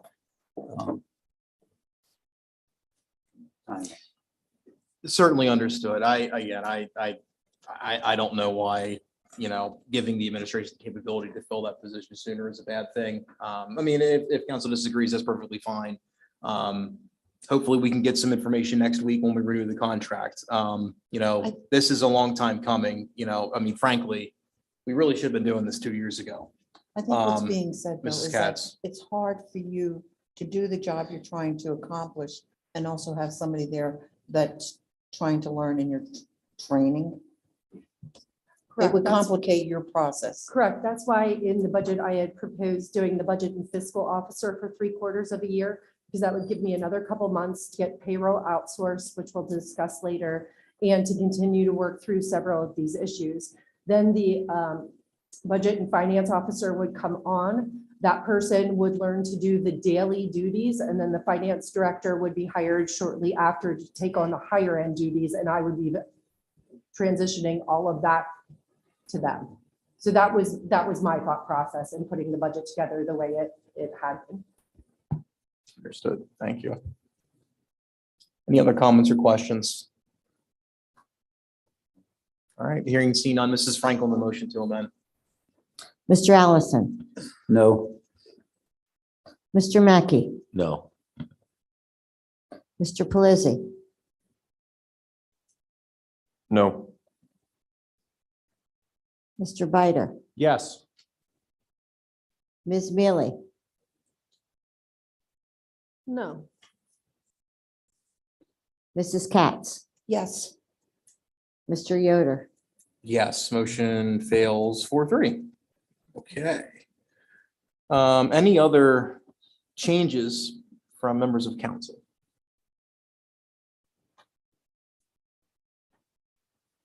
We live to fight another day or another week, maybe. Can we have next week? We can make some additional changes. We're getting close to Christmas. Can we stop fighting this week? Wow. Hey. As Mr. Pelisi said, the definition of insanity is doing the same thing over and expecting different results. And so I think whenever we get to a point where we're not doing the definition of insanity, maybe we can. Mrs. Franklin, the vote, please. Mr. Allison, On which vote? This is the first reading. This is the vote. First reading of the budget. Nobody else had any. The original motion, yeah. So if we are voting to pass this or fail this on first reading. So nobody else seemed to have any more changes. Okay. We have next week to make more changes if we desire. yes, Mr. Mackey, Yes. Mr. Pelisi, Yes. Mr. Bider, Yes. Ms. Mealy, Yes. Mrs. Katz, yes. Mr. Yoder. Yes, motion, was that 7? Yeah. All right. Motion passes 7-0. We'll move to item 8, Mrs. Frank. We have an ordinance of the city of Williamsport, county of Lycoming, in the Commonwealth of Pennsylvania, fixing the tax rate for all city purposes for the year 2023 at the sum of 16.22 mils. Is there a motion and a second? So moved. Second. Motion and a second, Mayor Slaughter. Yes, good evening again. President Yoder, this is just the ordinance that complements it, setting the tax rate at 16.22 mils. Thank you, Mayor Slaughter. So this is the same tax rate that we had last year, okay?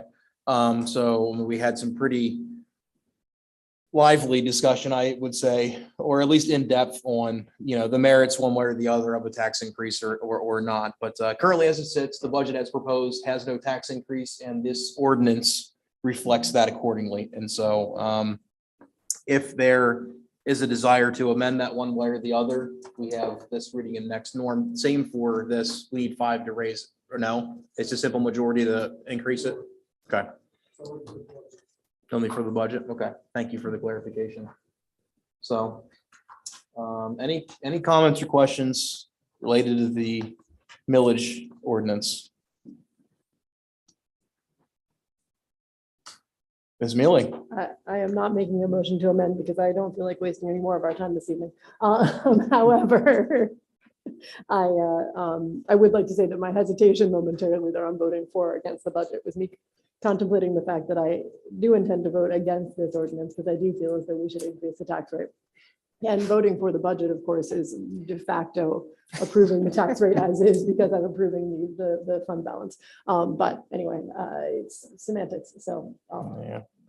Understood. You can help the process and, have your protest vote accordingly. I respect and can certainly appreciate that. So understood. Okay, hearing and seeing none, Mrs. Frank on the motion for item 8, please. Mr. Allison, Yes. Mr. Mackey, Yes. Mr. Pelisi, Yes. Mr. Bider, Yes. Ms. Mealy, no, Mrs. Katz. Yes. Mr. Yoder. Yes, motion passes 6-1. Item 9, Mrs. Frank. Resolution to correct 2022 budget ordinance number 6421 for the city of Williamsport. Is there a motion and a second? So moved. Second. Motion and a second. Welcome up to the podium. Finally.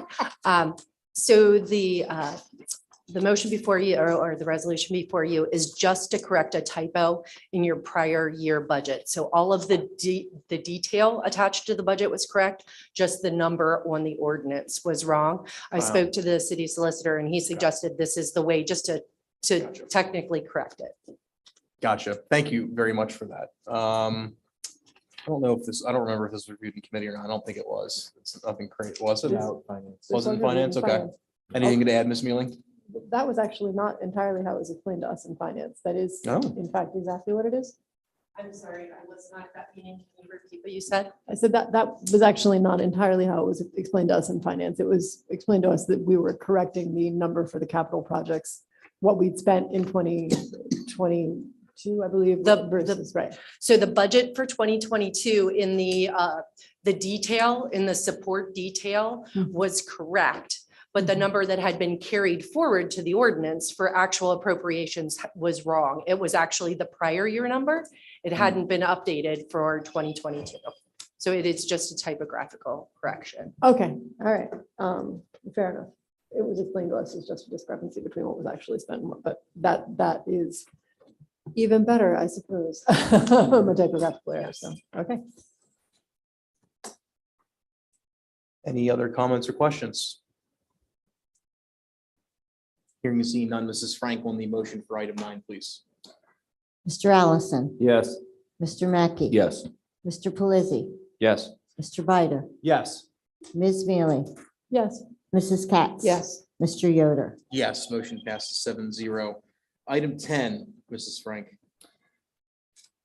Resolution 2021, real estate refund for the e-check. Is there a motion and a second? So moved. Second. Motion and a second, Mr. Mackey.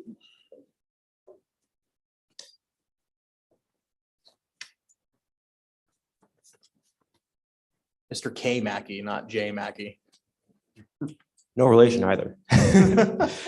Yes, I have an e-check refund that needs to be issued. I had taxpayer one make a typo that forced them to pay taxpayer two's property taxes. It was a very weird and strange coincidence of numbers there. They both happened to be around the same amount and they're one digit off on their parcels. So, yeah. But they are looking to get a refund sent to the county delinquent office because it was for last year's taxes in the amount of $1658.97. And the difference of what she is owed is $27.10 because she actually paid a little over. Okay. Thank you, Mr. Mackey. Remind me, were these reviewed in finance? I didn't get a chance to make notes about what went to where, it was not, okay. So go ahead. the county and the delinquent office, all three of us got together and reviewed what was going on. So. Okay. Gotcha. Okay. Any questions or comments from members of council? I don't know that's in front of me out here, so. Mr. Pelisi. Even though we're issuing a refund, I just want to go on the record and say I commend whomever the taxpayer is that actually pay a little bit more. That's pretty rare. That's how we're gonna balance the budget. Yeah. Miss Mealy always brings this up whenever we have a real estate. No, seriously, people always fight their taxes and they never fight to pay more. So this individual did, at least for a little bit, and that's very unheard of. So That is that is why a new assessment is so absolutely essential in the county, as we all know. well, I would completely agree, and hopefully our commissioners are listening and are making plans to do an assessment. So please. Okay, hearing and seeing no other questions, Mrs. Frank on the motion, please. Mr. Allison. Yes. Mr. Pelisi. Yes.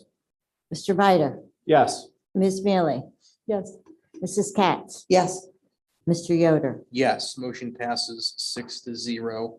Item 11, Mrs. Frank. Resolution real estate refund for 2021 Reach Road. Is there a motion and a second? So moved. Second. Motion and a second. Mr. Mackey, the floor is yours again, sir. Yes, so this was again an assessment as we were just speaking of, and they had actually found that it was worth about $250,000 less abouts, and does result in a refund being issued to the taxpayer in an amount of $4,000 or amount of $4,042.88. Ms. Mealy. A very random question, Mr. Mackey, but how is the current real estate market affecting real estate valuations like this? For instance, when was this completed? I'm assuming relatively recently?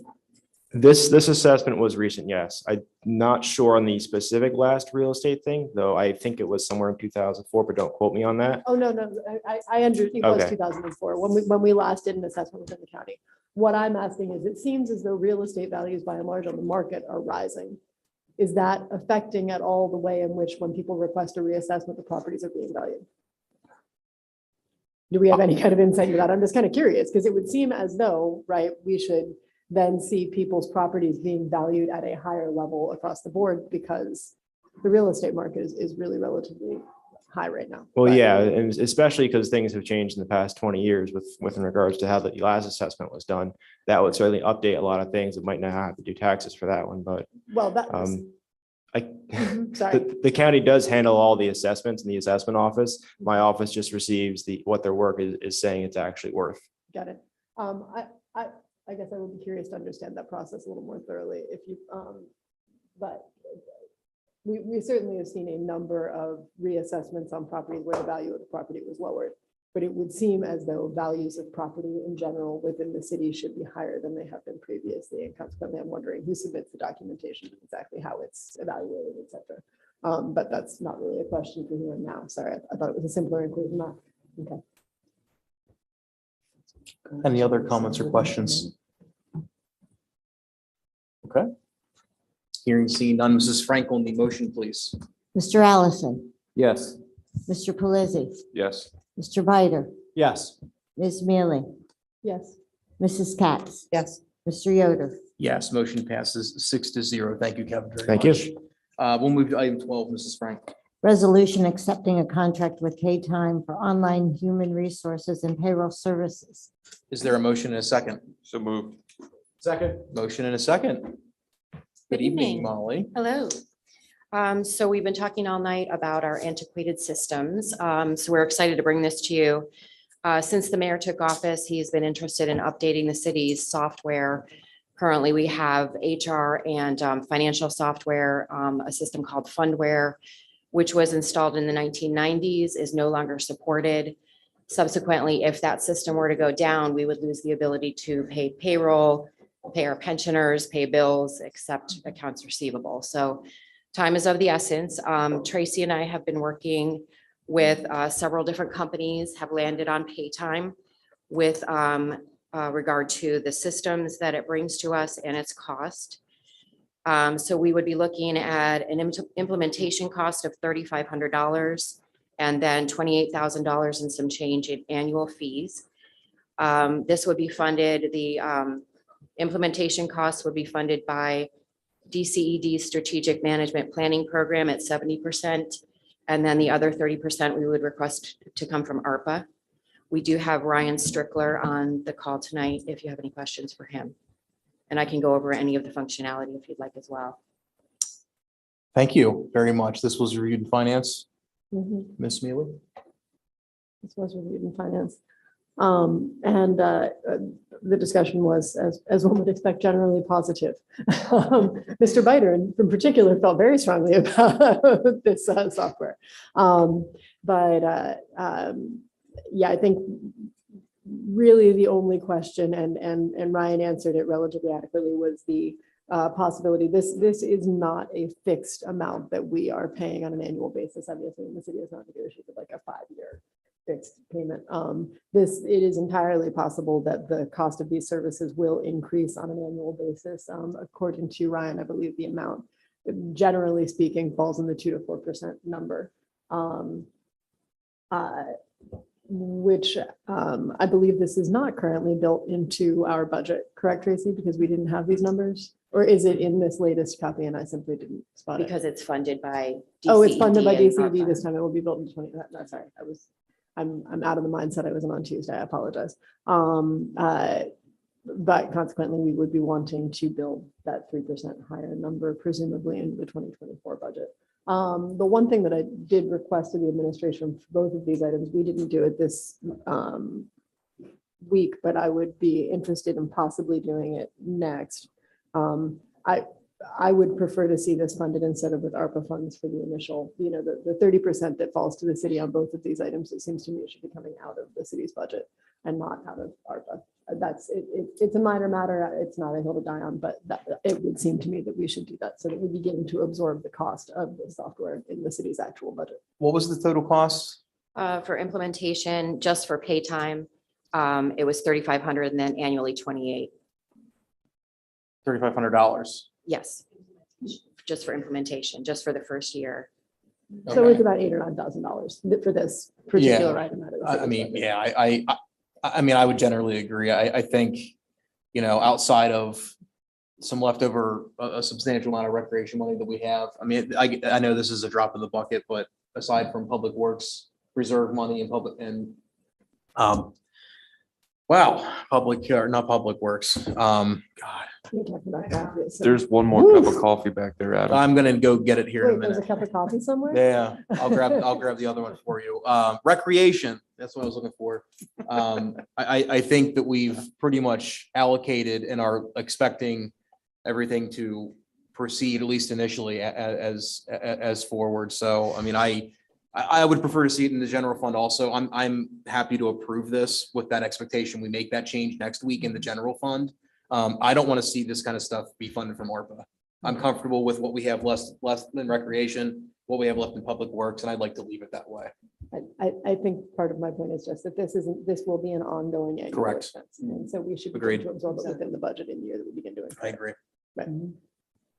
Now, the implementation, I understand, will not be an ongoing annual Yeah. expense, thank goodness. Yeah. And it's much, much higher for the second set of software than, Well, right, the yeah. implementation cost. Right. I think the same argument is applicable to the second one. I know that's higher and I mean, moving forward with, I know we've heard antiquated systems 2 or 3 times tonight, and again, I get it. We need to do this, and it's unfortunate. I know we're getting match money, but this is pretty important stuff. We should have been doing this a couple of years ago, but better late than never. Right. So I would rather see it out of the general fund also. So to clarify, the costs would go through IT, which is in City Hall operating, and then be allocated to the general fund through the allocation. If I remember, I think there's a surplus in City Hall operating anyway. Tracy says that's going to be a real pain in the butt for next week. Yeah, I know, this will be interesting, but no, so that, just so you know, you won't see that cost increase general fund in one spot. It goes into IT and then be allocated out to every department. The surplus, there's no surplus in this year's general fund, or in this year's City Hall operating, right? I thought I think there there's was. a general surplus Gotcha. in the City Hall fund, but there's not Yeah. a surplus shown in this year's. I thought there was, Right. sorry. Anyway. Neither here nor there. Any other comments or questions? I do have one. Yes, Mr. Biter. One of the benefits of this system, this is more for the administration itself, department heads specifically. One of the benefits of this system is allowing employees to clock in using their phones, so they can keep better track, you can get more accurate time. But making sure that they are at location when they're clocking in and not on the highway because they're running late for whatever particular reason, or they're not clocking out after they've already driven down the road a few miles, things like that. Not trying to accuse anybody of trying to steal, but things can start to become a bit of a habit. So what kind of a process are we going to have in place to make sure that we are getting the correct hours from our employees? The system has a process called geofencing. So where we say where they work, we specify that, and then they can only check, punch in or out within a certain proximity of that location.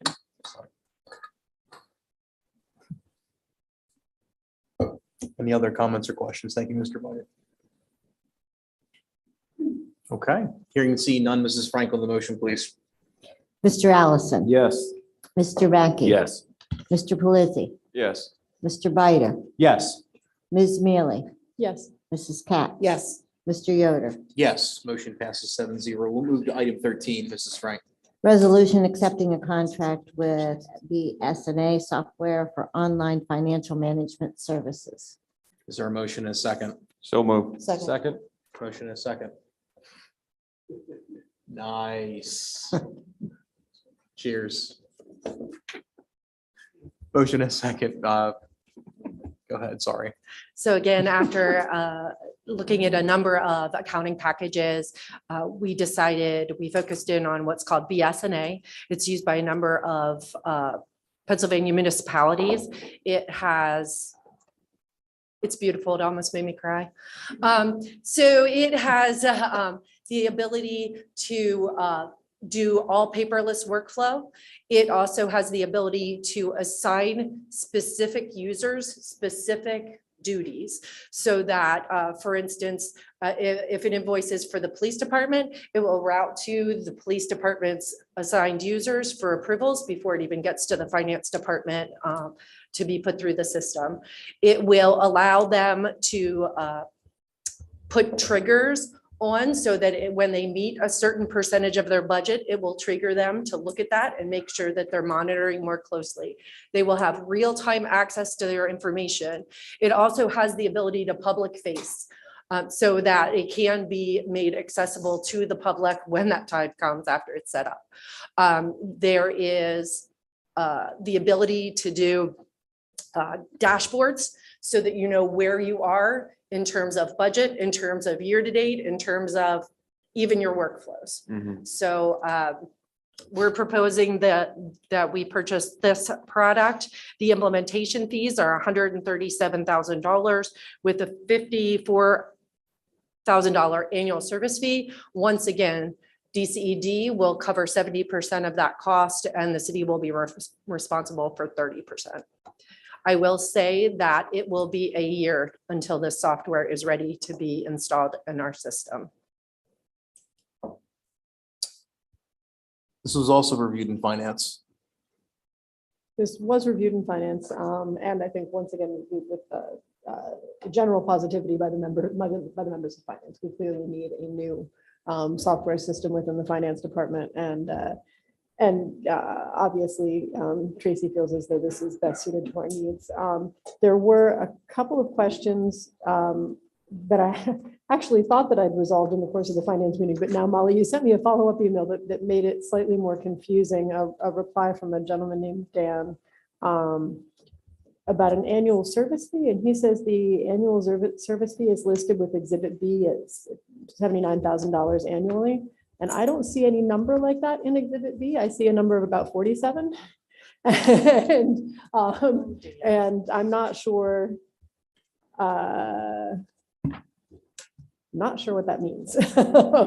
We might need to clarify. We had originally asked him for a proposal that included the HR and payroll module, so he might have gone back when he Okay. answered that question. I was wondering to if it an was incorrect. typographical error on his Yeah, part, we'll because it clarify. seems to say within the contract that customer service is included in the annual fee, and it also seems to be indicating in Exhibit B that the annual fee is well, it looks like it should be about 53, although in one place it says 47, in another place it says 53. But nowhere does it say 79. And I'll so- clarify with him that he may okay. have looked at the no proposal. Okay, got it. And then refer back. There are no additional fees. I think my primary concern, so this particular contract is locked into an increase rate of not more than the consumer product pricing index, yes. Which is reassuring, I suppose. That lets us know more or less what to expect on an annual basis. While we're likely to see increases, they won't be exponential for any reason. But this is obviously the costlier of the two softwares, and there will be no fees over and above those fees that we are currently building in, is my understanding. Correct. And Unless even we add other many of modules. the other softwares, every user was an additional charge. So I made very clear, I wanted to be very clear with him that we had unlimited users for access, and that's included in that fee. Great. Okay. Excellent. Yes, but it looks as though the software meets our needs and potentially exceeds it. The other question, what is built? So you said that we nixed some HR modules and some other elements of the software, at least for the time being. Correct. The initial proposal included both payroll and HR, but we found their HR product wasn't as robust, and the cost was much more expensive than going with Paytime.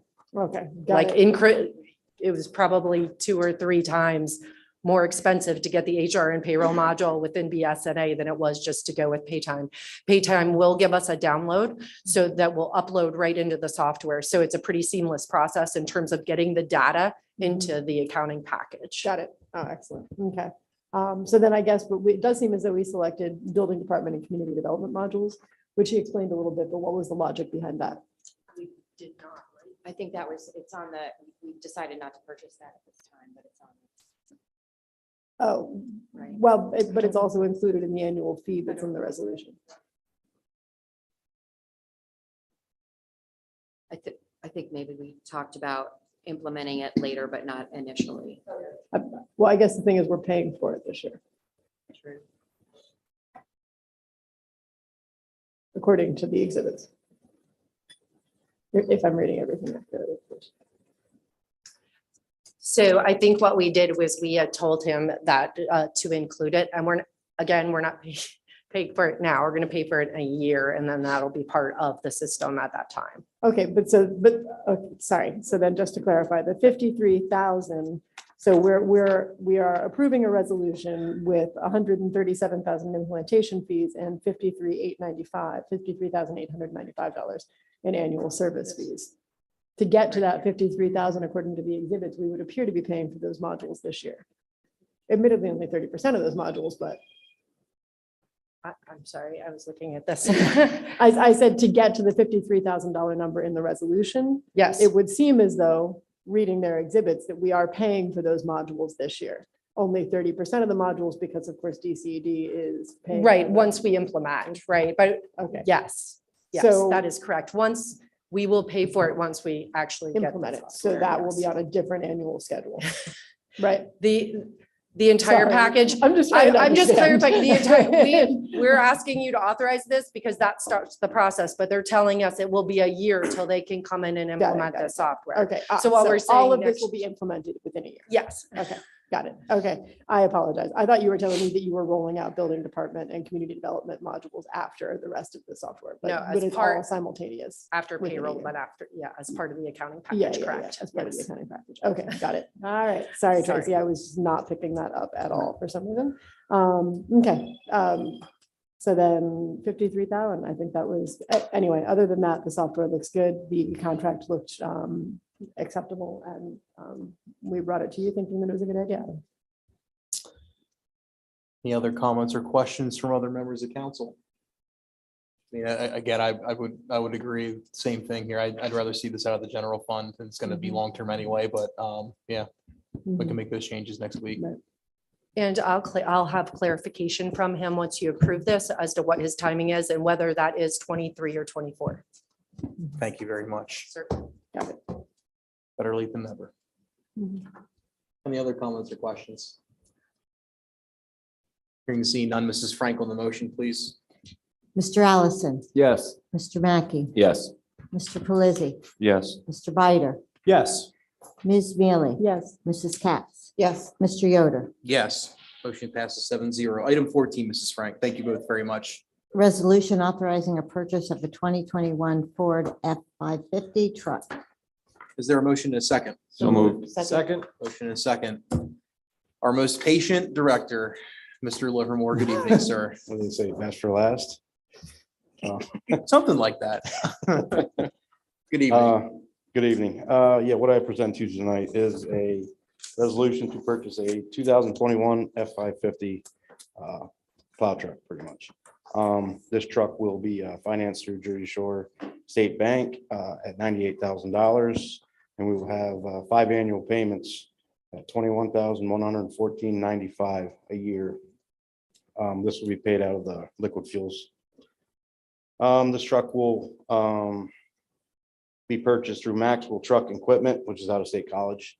They are a CoStar's dealer. This truck will also be outfitted with a 10-foot plow and a spreader on it. It is a used truck, but it only has around 10,000 miles on it, so it's pretty much new. The perks of found this truck, obviously, I don't have to wait a year and a half, and I've saved about $30,000 for a new one. So I can, as soon as we get approval, I can make the move and hopefully have it before Christmas.